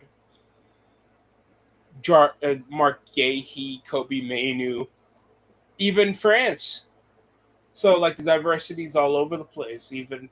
Even like Teo Hernandez and Luca Hernandez that have Spanish backgrounds. They play for the French national team. Mm-hmm. Hell, you didn't even know, most people don't even know that Zinedine Zidane has Algerian ancestry in him. Yeah, basically the last time the French were like French was 1994. If you ever seen the documentary, it wasn't on ESPN or any streaming. It was like some independent company that is like one of those like free streaming services. It came out years ago, where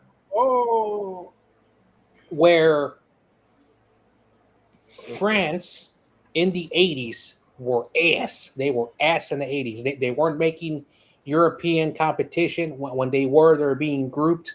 When they were in the World Cup, they were being, oh my gosh. So some old French guy from back in the day said, we're going to open up a school, not an academy, a school where parents have to apply their child, and the children who are accepted, it's like a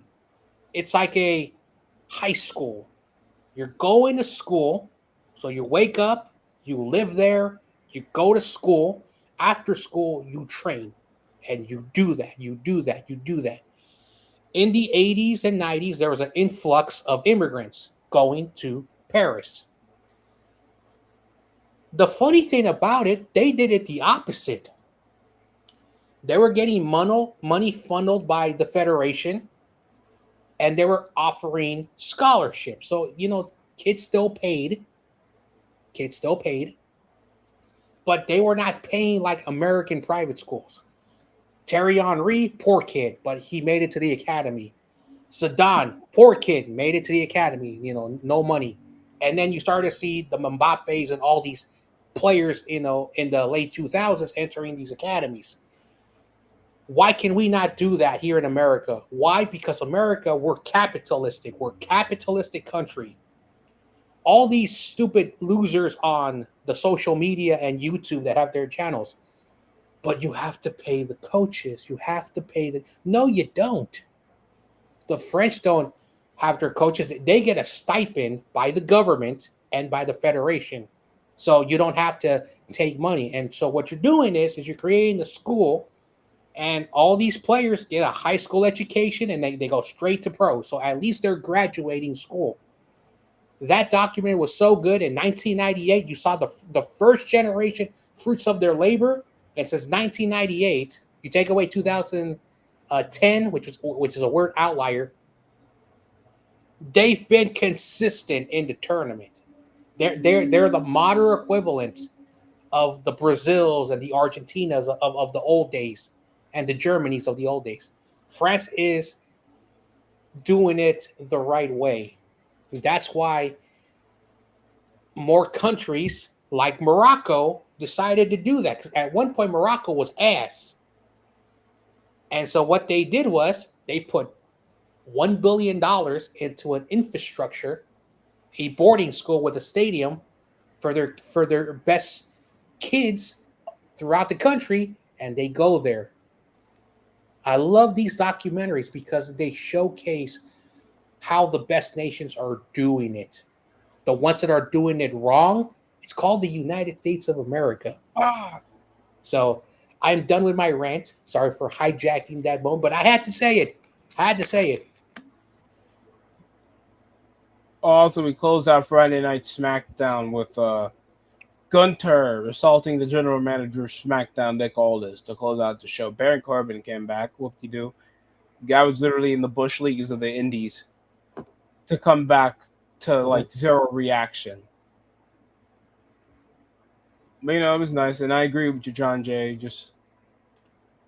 guess it takes legitimate like action to try to establish more of the infrastructure, and that's going to be a lot of financial backing. But thanks to capitalism, everybody's wanting a piece. Yep. And that's the only thing that holds back WWE, because it takes actual, how to say it. I'm trying to think of a word. Sacrifice.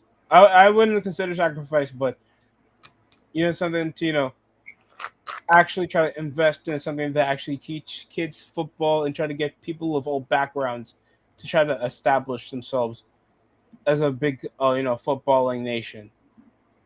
And that's what made France so good for so long, since before they even won the World Cup, when they had like Patrice Evra, if you guys remember, Karim Benzema, Paul Pogba, N'Golo Kante.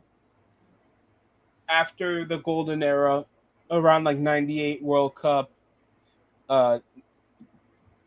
remember after that France made a final, they lost to Brazil in the semifinal. Then they beat they lost to Brazil in the final, and then in the final of the 2006 World Cup, we all remember what happened. Zinedine Zidane's headbutt. And after the bad years of poor chemistry with the manager, the politics, 2018 they had a mix of good world class and young talent, where Kylian Mbappe made his name really well known, winning the World Cup at the age of 18. To now they're a constant favorite. They always have the big youngsters, great atmosphere, diverse structure. They always have the most profits. So you can infrastructure that and compromise. Yeah, that's the word. That's the word I'm using. But sadly, until the United States finds that compromise where it doesn't always feel like everybody needs to put their hand on the piece and they can actually treat the beautiful game like something sacred, nothing will change, John. But that's a massive change. But that's a massive if. That's always going to be an if involving the United States.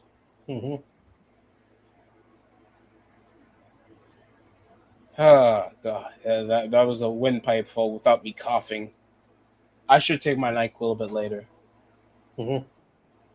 Oh, we got more trades?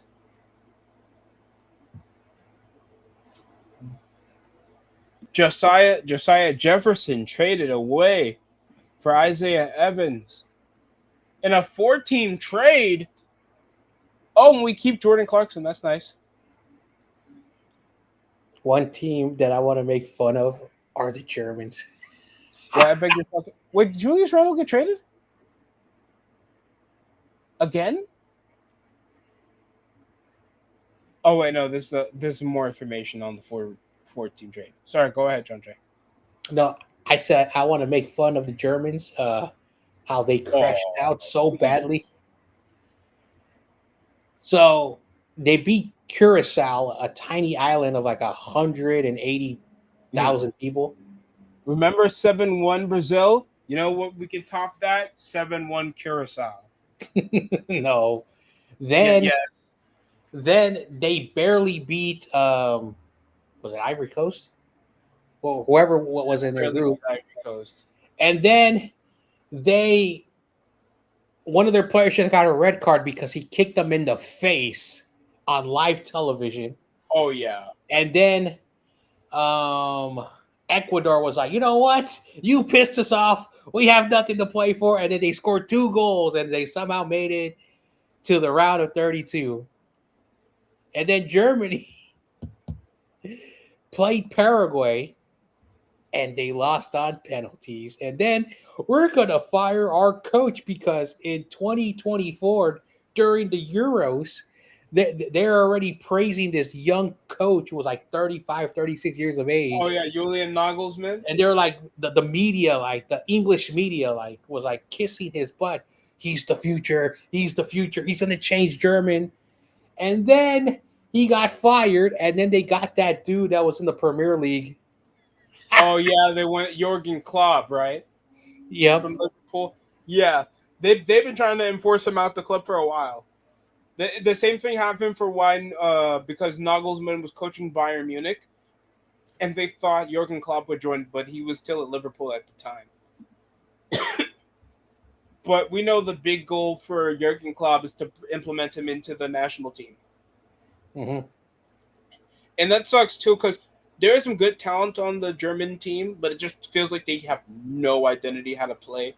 It's not like 2014. That was a monster team. You know how many great players? Hell, you know how many German players were playing for Real Madrid at that time? That is brutal. They did Brazil dirty in that game. It was like Khedira. If any of y'all remember Mesut Ozil, Mm-hmm. I don't think. I think Miroslav Klaus. He was the top goal scorer for the World Cup at the time before Messi broke the record. Yep. It was Miroslav Klaus, Schweinsteiger, Toni Kroos. Oh, and Manuel Neuer was still. Manuel Neuer needs to get married or something, man. There's probably something missing in his life. If you're still Germany's number one at 40 years old, there's got to be a problem with the goalkeeping. And they still don't start Marc-Andre Ter Stegen. And he was a Barcelona goalie for a long time. So that sucks. Very talented, though. Very, very talented some of the players in the German national team are, but it's just not at the quality where they're just the best in the world yet. Especially like Florian Wirtz. And their best player up front is Kai Havertz. All due respect to Kai Havertz. Germany just has a bunch of frauds, and it's been that way since 2014. When they got grouped twice, when Japan destroyed them back in the 2022 World Cup, and they got grouped next to Belgium,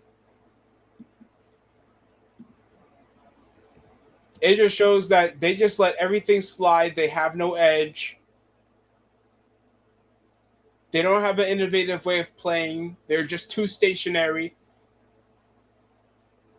And their players don't even know what their master role is.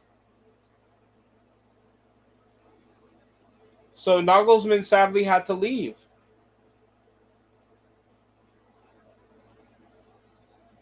Hopefully Jurgen Klopp does a good job with the German national team. I really do. But I feel like it's just going to be like an infrastructure because, in my opinion, we got to leave the past to the past, John Jay. We got to stop letting Bayern Munich just get all the great players from the Bundesliga. Hell, they're not even getting the best players in the Bundesliga. The top goal scorer coming from the Premier League. Harry Kane is their best player in the German teams. And I like the Bundesliga. I like almost every German team out there. I like Mönchengladbach, Leverkusen, Cologne, Mainz, Borussia Dortmund's always a favorite, but it feels like they're just there to claim on real estate instead of actually be ambitious. You know how many players they sell in football for a large price, and they never try to feel like there's a year of them contending? Look how much they sold Jadon Sancho. They had Erling Haaland and Jude Bellingham play for them, and now they win Champions Leagues when they leave. Why establish that much if you guys have the infrastructure to build around young, youthful talent and build them over in an atmosphere in a league that can actually be not toxic? And you can play at the level where you can beat England and Spanish teams. Because obviously we're in a generation where Italian teams are not even in the conversation to make it to the quarterfinal of the Champions League, and the Italian national team is shit. Mm-hmm. Imagine I tell you, John Jay, that Erling Haaland, Robert Lewandowski, Jude Bellingham, probably the best players you ever see, and they played in the Bundesliga. They're not there anymore. And it gets to a point where that just comes into them just trying to settle. Germany's just settling. Hopefully that changes in the future, because Germany used to be a superpower that always was in the conversation in the World Cup.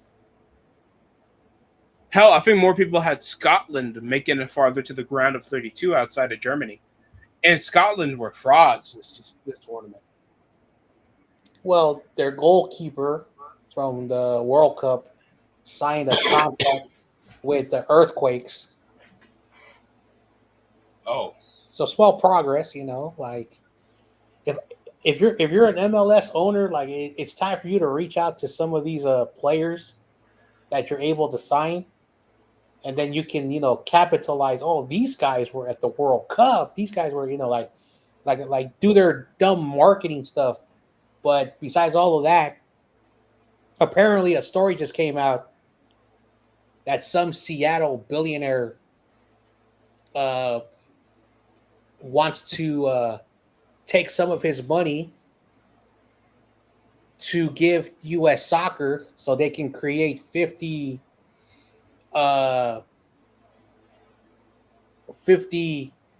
soccer fields. Oh, fields. Okay. Fields across the U.S. to give more access. But that's really not going to do anything, because you're basically throwing money at a problem, and it's not money. It's basically the infrastructure. Look how third world. If you look at the Argentinian league, John Jay, compared to the MLS, you feel like it's night and day. You know how disorganized is the Argentinian league, and yet they still pull up some of the best youngsters in the world. They don't isolate how to teach football. Well, one thing about Argentina that I will say, because I do have relatives, mostly like in-laws with my family. One of the things that they say is that while Argentina is a developed country, 90% of the nation is still underdeveloped and in poverty. And so when you live in those conditions and soccer is your only escape, you're going to do soccer because you don't want to be reminded of what's happening in your real life. So those players have hunger, like their hunger, and I don't want to besmirch Lionel Messi, but apparently the rumors that Lionel Messi is on steroids has been confirmed, because he was on growth hormones as well when he was really young. Yeah, so basically, like, again, I don't want to besmirch the guy's legacy, because he's still done what he's able to do, but human growth hormones are banned in the United States for American athletes, because I remember during the baseball steroid crisis, human growth hormones were put in as a steroid. Now, that's not something you want to do to a kid, because that's not something But unfortunately, they thought that if they gave him supplements and things like that, it is what it is. Again, I'm not Lionel Messi. He chose to do that as a kid, get that stuff pumped into him. It's more like that's kind of messed up, but it helped him in his soccer career. So has he been playing with I performance? mean, he's still shorter than most women at the end of the day. I get that, but I understand that. But, and again, I don't want to besmirch him, but have you been playing under performance enhancement in your career to explain why you're so good? And I hope I'm not overthinking it, but at the end of the day, like there's a reason why people have this stigma. Messi has been protected. Messi has been, I'm a person that looks at it this way. I think everyone in sports cheats in a certain way. The ones who are smart never get caught, and they would never admit it. The ones that are caught are basically saying it was for medical and health reasons why they do that. And so that's how I look at it. I think every player that's played any type of competition has cheated. And I can tell you as a fact, I knew some players that had to cheat, not by using drugs, but, cheat in a way to get, a little bit of a head start for their careers. They never made it, but there's a term. If you're not cheating, you're not winning. Shout out to Eddie Guerrero.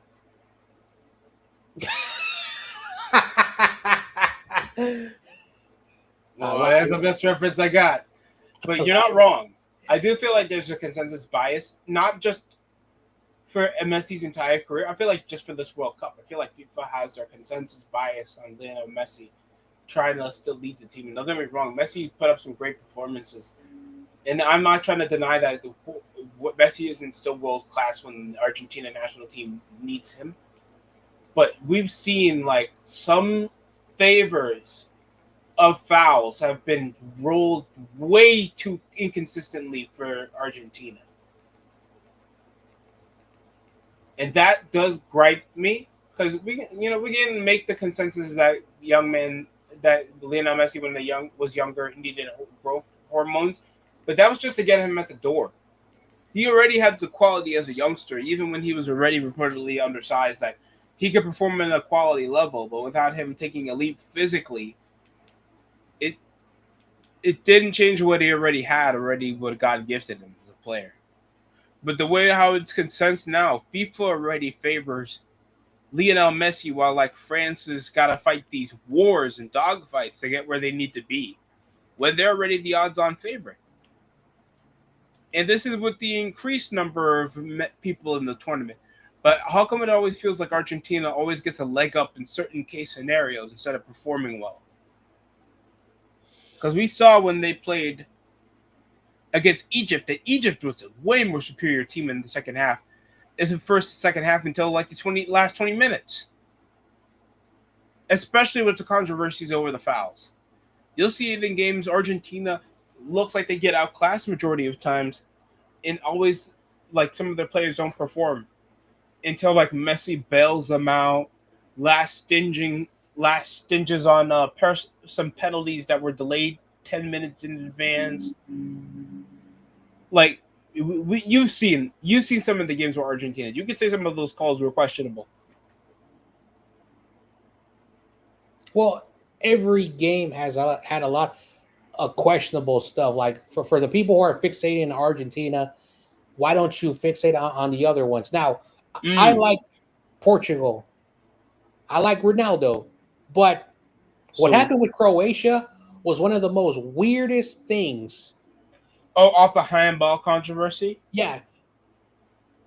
Apparently, the ball flew by the hair, just the hair, not the head, but, it did touch a person. And because of that rule, the player is technically way forward than the last defender. And then again, there was a bunch of players that were offsides, that the referees let go by, but then you had like some offsides that were not offsides. It's just been so weird to understand what's going on. And so when Portugal advanced, I was like, it's hard for me to like root for them after they got a lucky scare to get the victory. Plus, I also felt that Spain, and for whatever the reason, Spain did not play against Portugal. So if that game would have went to extra time, I think Spain would have been screwed. But one small little mistake, and then Ronaldo's World Cup is over. And all the people who don't like him were like, "Ha ha, that's what you get. You deserve that. Your team hates you, blah, blah, blah, blah, blah." And at the end of the day, you cannot take away his career because he still accomplished that. Like, don't get it twisted. This is the all-time greatest player for Portugal, by the way. A Nations League, 2 Nations Leagues in the Euros is established, is outstanding for a Portuguese country that before 2004 he debuted for the national team, but 2004 2003 Portugal wasn't like hell. You know who probably had more national pedigree than Portugal? Hungary. Mm-hmm. So Ronaldo's going to be the all-time greatest Portugal player ever. And this is coming out of the time when they had Renato Sanchez, when they had Quaresma, Figo. He used to be a defender. I remember his name. Bald. He's bald and he played like Real Madrid. But all those great players were still like an underdeveloped class of what they would be. And this is already what like the mega powers. Like Portugal had to fight with the expectation of beating teams like Brazil, that already established institutes of themselves. Hell, you don't even know, all due respect to the Portuguese league, you guys only know like 3-4 teams. Braga, Benfica, Sporting, Porto. That's it. Or Victoria if you're niche. But knowing like that, like Ronaldo accomplished so much in the club level and international level, that winning a World Cup would be an astounding accomplishment, but it shows how much it takes to get there and the skill level that could translate to the next generation could already happen in the future. Hell, the Portuguese national team is not even bad even without him. It probably just needs to tweak a couple things to just establish itself better. And that's I not think a bad set piece to have.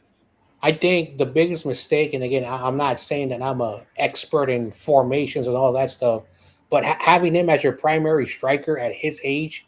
Oh yeah, you needed a front two. So again, back to what I said earlier in the program.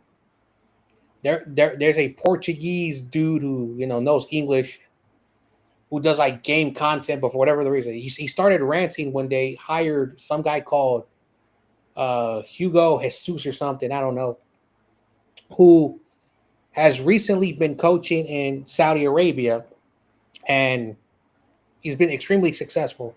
Of course, again, no disrespect to the Saudi Arabia, you guys are not good, but he was coaching Palmeiras for like 6 years. And as a non-Brazilian coach, he actually lifted so many trophies and did pretty well on the Copa Libertadores, but he always was proud to be Portuguese. And then in the 2010s, before that, he took Benfica, which at the time, for over a decade, they were not winning nothing. And his time there for 6 years, he won everything. He won everything in Benfica, which nobody remembered. And if Portugal didn't win the Nations League, he was supposed to be the coach. But because Roberto Martinez won, they were like, all right, let's give him a chance. If he's able to give us a Nations League, he has an opportunity. And then another thing he was also, complaining about is like, You have all these great players that play around the world who are so successful. And when I mean successful, they're winning awards. They're winning, accolades. They're helping win domestic trophies. But they were just god awful. They were just god awful. And unfortunately, if you're the superstar, everything is your fault. And so, unfortunately, this World Cup will be a tainted reminder that, if you're not Lionel Messi in your late 30s, you shouldn't be playing soccer. Or you should have grown up Argentinian. Today, I'm feeling. Yeah, I'm sorry. I can't say that about the FIFA president, or else I'm getting sued. Also, besides that, FIFA's also corrupt. There you go. We all know that. Allegedly. No, I don't care. I will say it. They can't do nothing to me. I'm a nobody. Allegedly. Man. Oh, that Michael Jackson movie reminded me. So many people are like, people are like, for those who are saying the Egypt game was robbed, you're correct. And then you have the ones who are like, really? Stop making stuff up. You just don't like Lionel Messi. The officiating was questionable, and hell, it might be the same because Switzerland, they've shown they can punch above their weight. This is the farthest Switzerland has ever gotten to a national tournament since the 2020 Euros. Anyway. And they've been astounding since then. Apparently, I found a YouTube channel that does shorts, but they do like cartoons. And then when Portugal lost, the creator of the channel created like, oh, no one likes Ronaldo, his team hates him. And then they show Lamine Yamal, giving him like a hug or like just giving him his props. And then it pans out to a touching moment because apparently his father passed away years ago. And they put him up in the sky. And then that soccer player that everybody was like crying about last year was Portuguese, was also like giving, so it's a little touching thing. Like, yeah, they didn't win it, but hey, listen, the people who actually care are the two people who are no longer with us. And so that's a great message.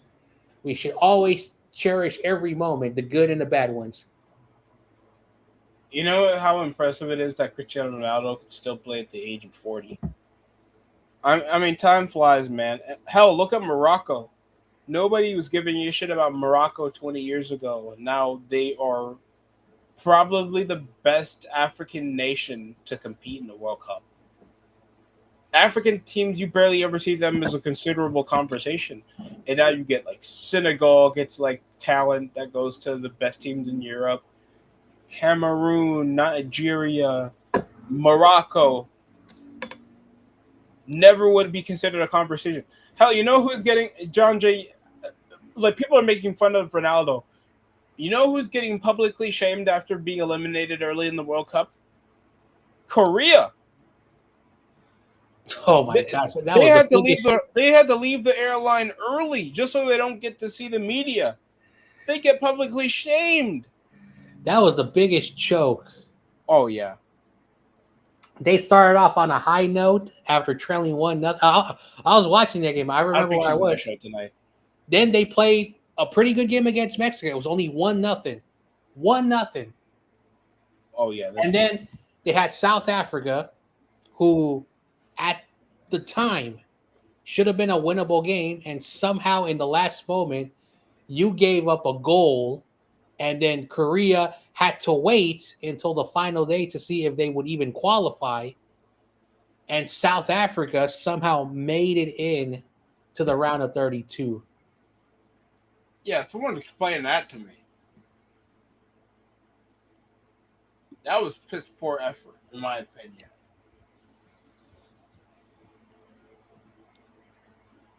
But it's all part of the script. I mean, plan. I can't say that word. How dare you? It's not rigged. Messi's the best in the world. He fathers my children. What did you say? Nothing. How dare you? You are not supposed to besmirch the great FIFA. Jeez. Oh, I was expecting a lot more from Ecuador. I think that was my favorite.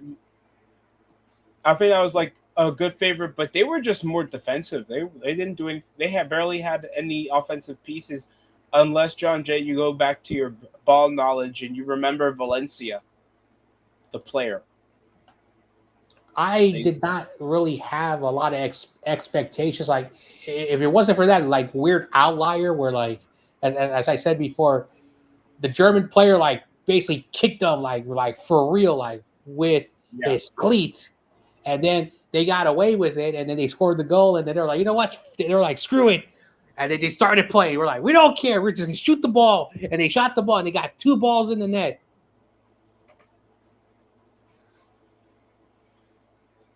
That's insane.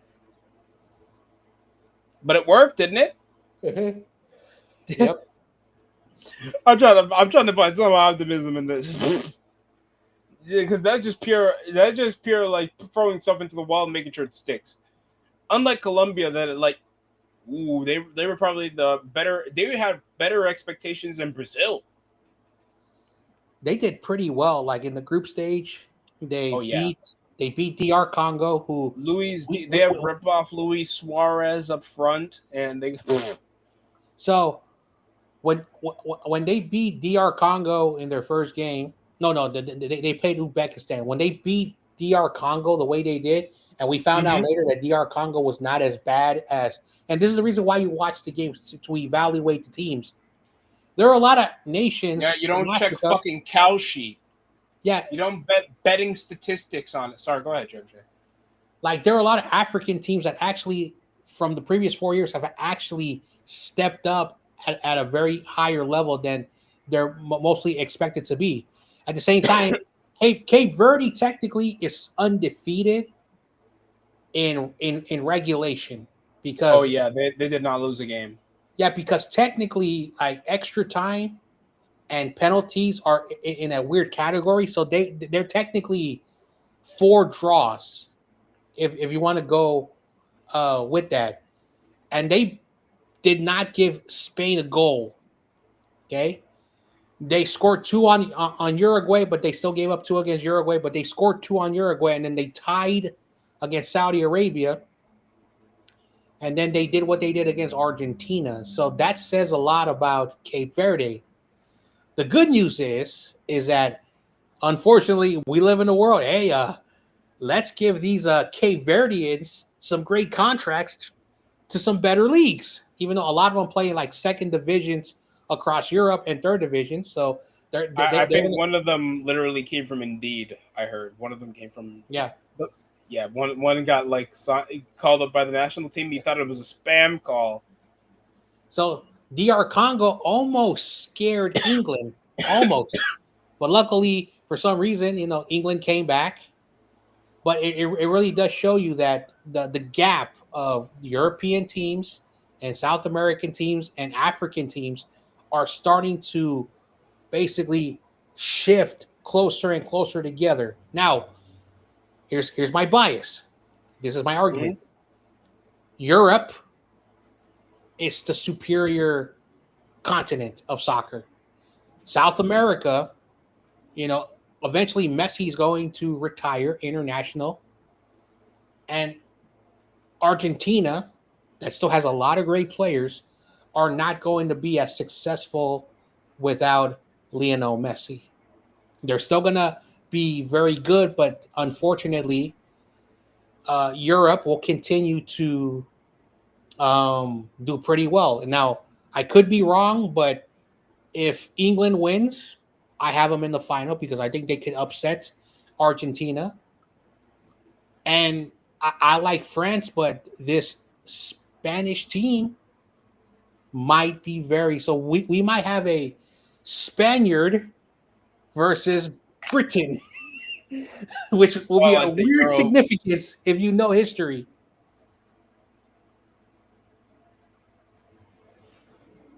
Oh, oh, Jesus! Come on, John. And I don't know how Spain might do it because Spain has shown that they can like clutch a lot.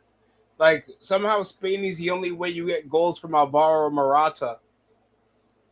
And they don't even play him that much. I think they start this guy from Real Sociedad. And of course, their ace in the hole is Lamine Yamal still. And they're not just relied on tiki-taka like they were in the past. And I felt like that's a good change of pace because teams can just expose it now.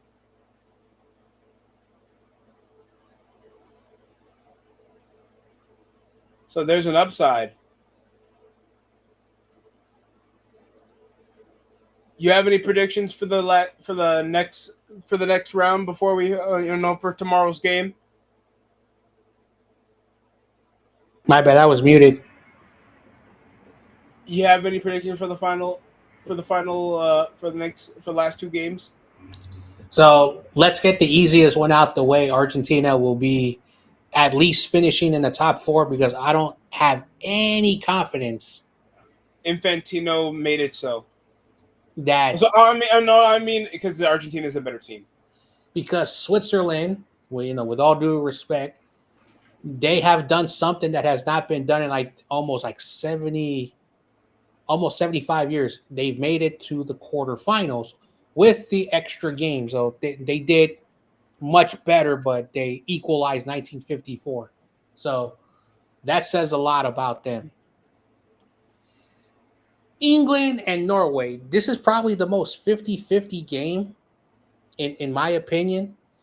I've loved every moment, every time I've watched Norway. And I love that thing they do, like they're pretending that they're rowing, on a boat. Row. But this dude, Thomas Tuchel, I don't know what he has done, because when you do what you did in Mexico, which is probably like the hardest game, I think, and they're going to be, I think, in the East Coast, or I don't know where they're playing the next game, but I think with that game, no disrespect to Norway, I think England has an edge because they did survive 90 minutes. 90 minutes with, I think, only 10 players, and they won 3-2 in a very contentious game. And so Norway could win. I could be 100% wrong, but I have England finishing a top 4. I'm going to go the opposite way and call England, even though I feel like Norway has really surprised some heads. So don't forget, the last time they were in the World Cup, it was 98.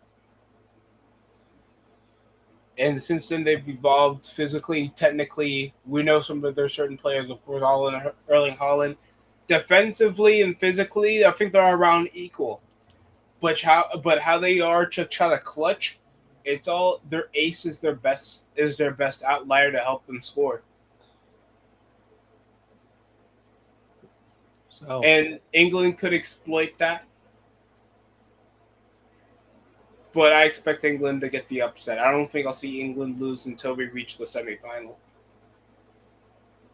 All because this is going to be Norway's biggest test since the Brazil game.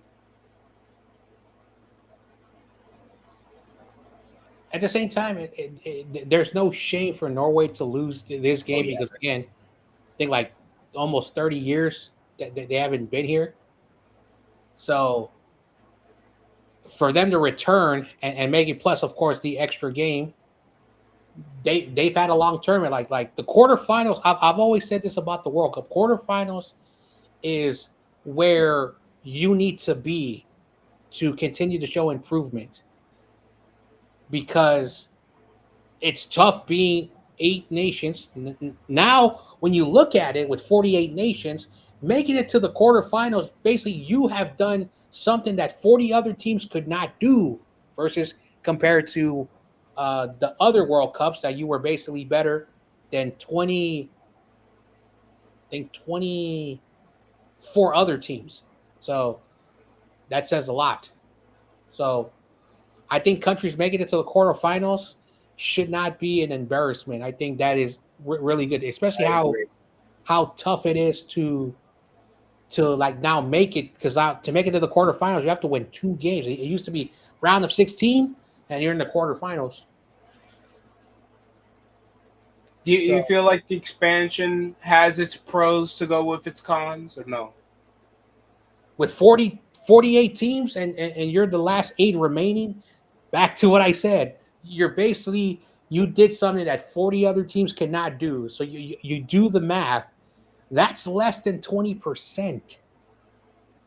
Like basically you're the under 20 percentile of And that. if we expand it to 50, we still won't see Italy. And I'm joking. Holy shit! I think it'll be ridiculous if you decide to do 64 teams, because then you're just stupid nonsense. No, why do we need why we need qualifiers then? What would be the whole point of the international duties except just warming up? Mm-hmm.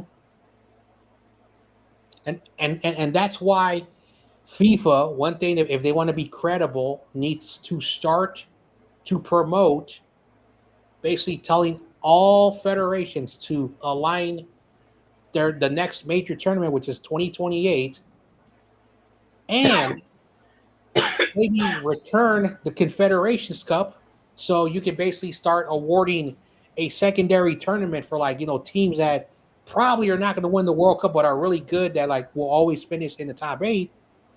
And you basically now incentivize your confederations, because again, I was not a fan of the Club World Cup. It was kind of stupid, because if you really think about it, these players that participated in the Club World Cup finished their season after the Club World Cup ended. Those players, and then they got to deal with the transfer market, and then they got to go play their friendlies. Yeah, and so basically after that tournament, you're in preseason, and then you got to play a long season. And after that long season, you're in the World Cup if you're one of these nations that makes it. And so really think about it, since September or August or September of 2024, these players have been playing 2 years. And don't forget, the Premier League's a major outlier, because you forget how many players are there. Mm-hmm. I mean, how many games these guys play? They're playing. If you're a good team, if you're playing European football, and if you're also playing in your League Cup matches, you're playing a surplus of almost as many games as an NBA player. That is too much for the human body. Even though they're world-class athletes, they're still human beings. That's a lot of games to play and very little resting point where you can actually establish your game where it doesn't feel repetitive and you're trying not to get injured. Because that's what these players always downgrade, and you always feel like, oh, they were so good last year, because you're putting the responsibilities to such a degree where they're going to stagger quality-wise, because you're going to let them play too many games.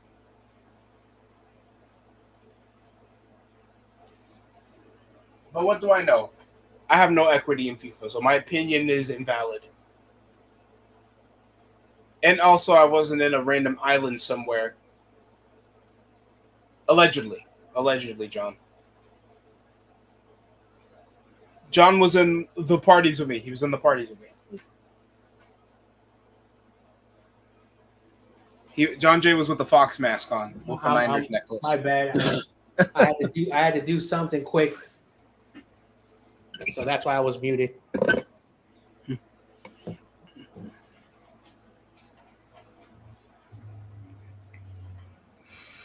Oh man, today was one of my rare days where I didn't have to do anything, and because the World Cup, I went to 11 watch parties, but that was in the first 2 weeks.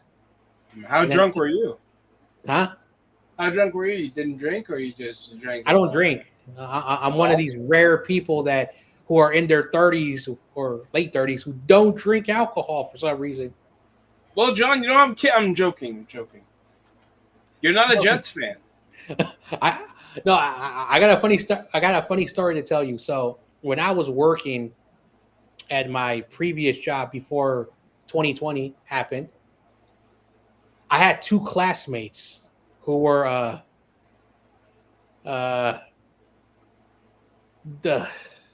trying to use the I don't want to use the were under the influence of a special type of thing. Oh, so just say Henry Ruggsing it. Just say Henry Ruggsing. Yeah, okay, we'll go with that. So I was like, dude, if my boss catches you doing what you're doing, he's gonna call the cops on you. And then they were like, is he here? I said, hey, you're lucky that I'm here, because if he caught you, you know, he is not a nice boss. That's all I'm gonna say. And then they're like, hey, you wanna have some? And I was like, no. And they're like, dude, you ain't cool, man. You don't do nothing. You're a loser. Cool people do this stuff. Yeah, and some people have their vices, man, but that shouldn't define your personality. And then I was like, all right, if I'm not a cool person, then guess what? I'm calling the cops on you. And then, oh, no, we're just messing with you. Oh, so now I'm cool now. You don't want to get in trouble. If my mom finds out, no, please don't do it, John Jay. We're sorry.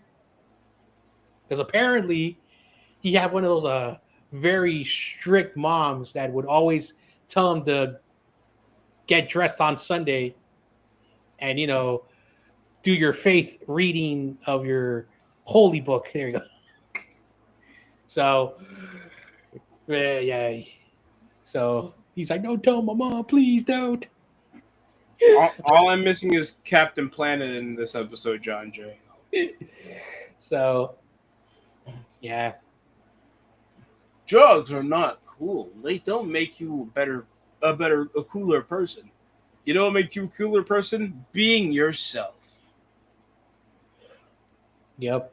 Get the fuck out of my building, Captain. Okay. I used to have a bunch of my cousins who were asking me, yo, man, all my friends are doing it. And I said, I don't do it. And they tell me, yeah, people respect you. Yeah, because I do whatever I want to do. If you don't want to do it, just say no. I can understand a teenager being under peer pressure, but what if you're a grown-ass man? So my youngest cousin, who I think he's like the age of TRL, I think in his early 20s. I remember I was working and I caught him and he's like, dude, like my friends give me a hard time. And, you know, I said, dude, people know who I am. And so people are going to know, and it's going to get to your parents. And he's like, but they're my friends. You know, we went to kindergarten. Now we're in high school, and this is what they do. And I'm like, listen, if you don't want to do it, don't do it. Now give it to me, because number one, I'm over 18 and you're not. And so I was carrying it. And then this neighborhood guy who's like, you know, he's like the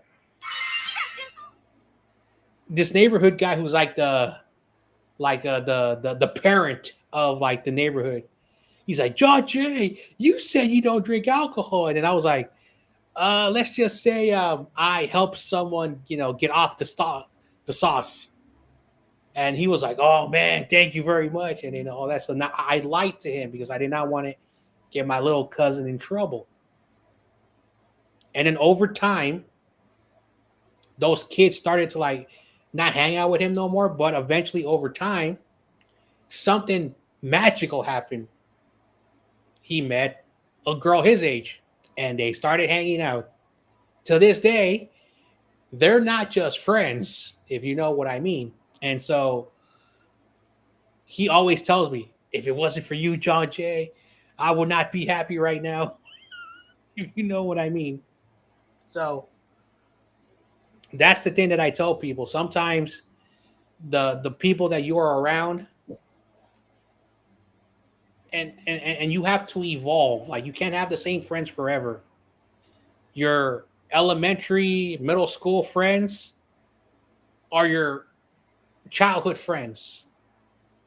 If they go to the same high school with you, then they're going to be friends for you forever. But you start making friends when you're in high school.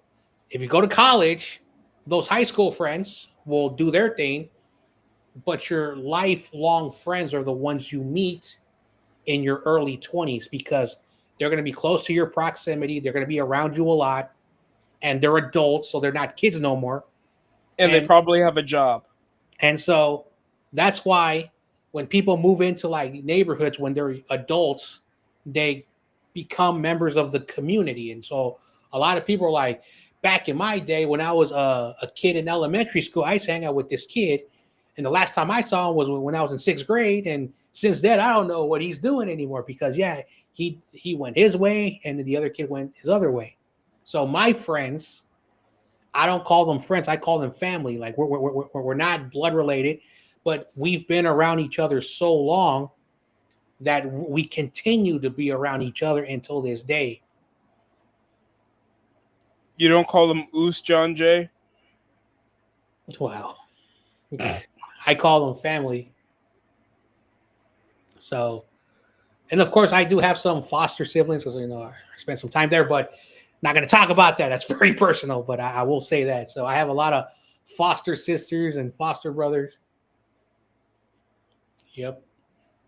Yeah, that makes sense. Because a lot of people like to talk shit about California, we're wimpy out here, but there are pockets of the Bay Area, and you've met David Corona. Now, I'm not going to tell you until like he's more accustomed to let you know, but he went through a lot of stuff. That's all I'm going to say. And, he had to pay some dues, but he's a changed man, met his wife. And he says that my wife changed my life, John Jay. If I didn't marry her, I don't know where I'll be. And I'm like, and then, because, he's a person who has faith. He basically just says that helped him out find the woman of his life. So sometimes this is going to sound corny and cheesy. Doesn't matter how tough your life is. It doesn't matter the stuff you go through when you meet that woman, and I've told this to YTC, he doesn't understand the concept, but when you meet that woman who changes your life, you're not an asshole no more because you start to live for her and she starts to live for you. And so you create a bond that is very special. That's why people are like, oh man, every time I date, I get these weird, crazy people that I date with because those are the people that you're not going to end up with. The one that you're going to end up with is the one that's reasonable. And that's why a lot of young men ask me, I have trouble dating. I don't know what to do. I said, don't date, because when you date, that's not the person you're going to be with. But when you date someone who actually is more invested than you are in that situation. And so that's why I tell young men, listen, if you're single right now, don't trip about it. Okay. I'm single right now. I dated. Didn't work out for me. Any takers? Okay. I dated. Didn't work out for me, not that I wasn't trying, but, because I was a young man, one time. And, when you're a young man and, stuff, you really don't think with your head. And so, I'm glad that, the wisdoms of the things that I've done that I'm not proud of, I get to remind people, you are all young. You haven't lived the life experience like I have. And so that's something that you should be proud of, that it's okay. Like that term, it's better to walk away than, get into an argument, because you never know what could happen and they're not good outcomes. But the reality is that sometimes, it's better to walk away and not try to win an argument or piss people off. So that's life lessons of the day.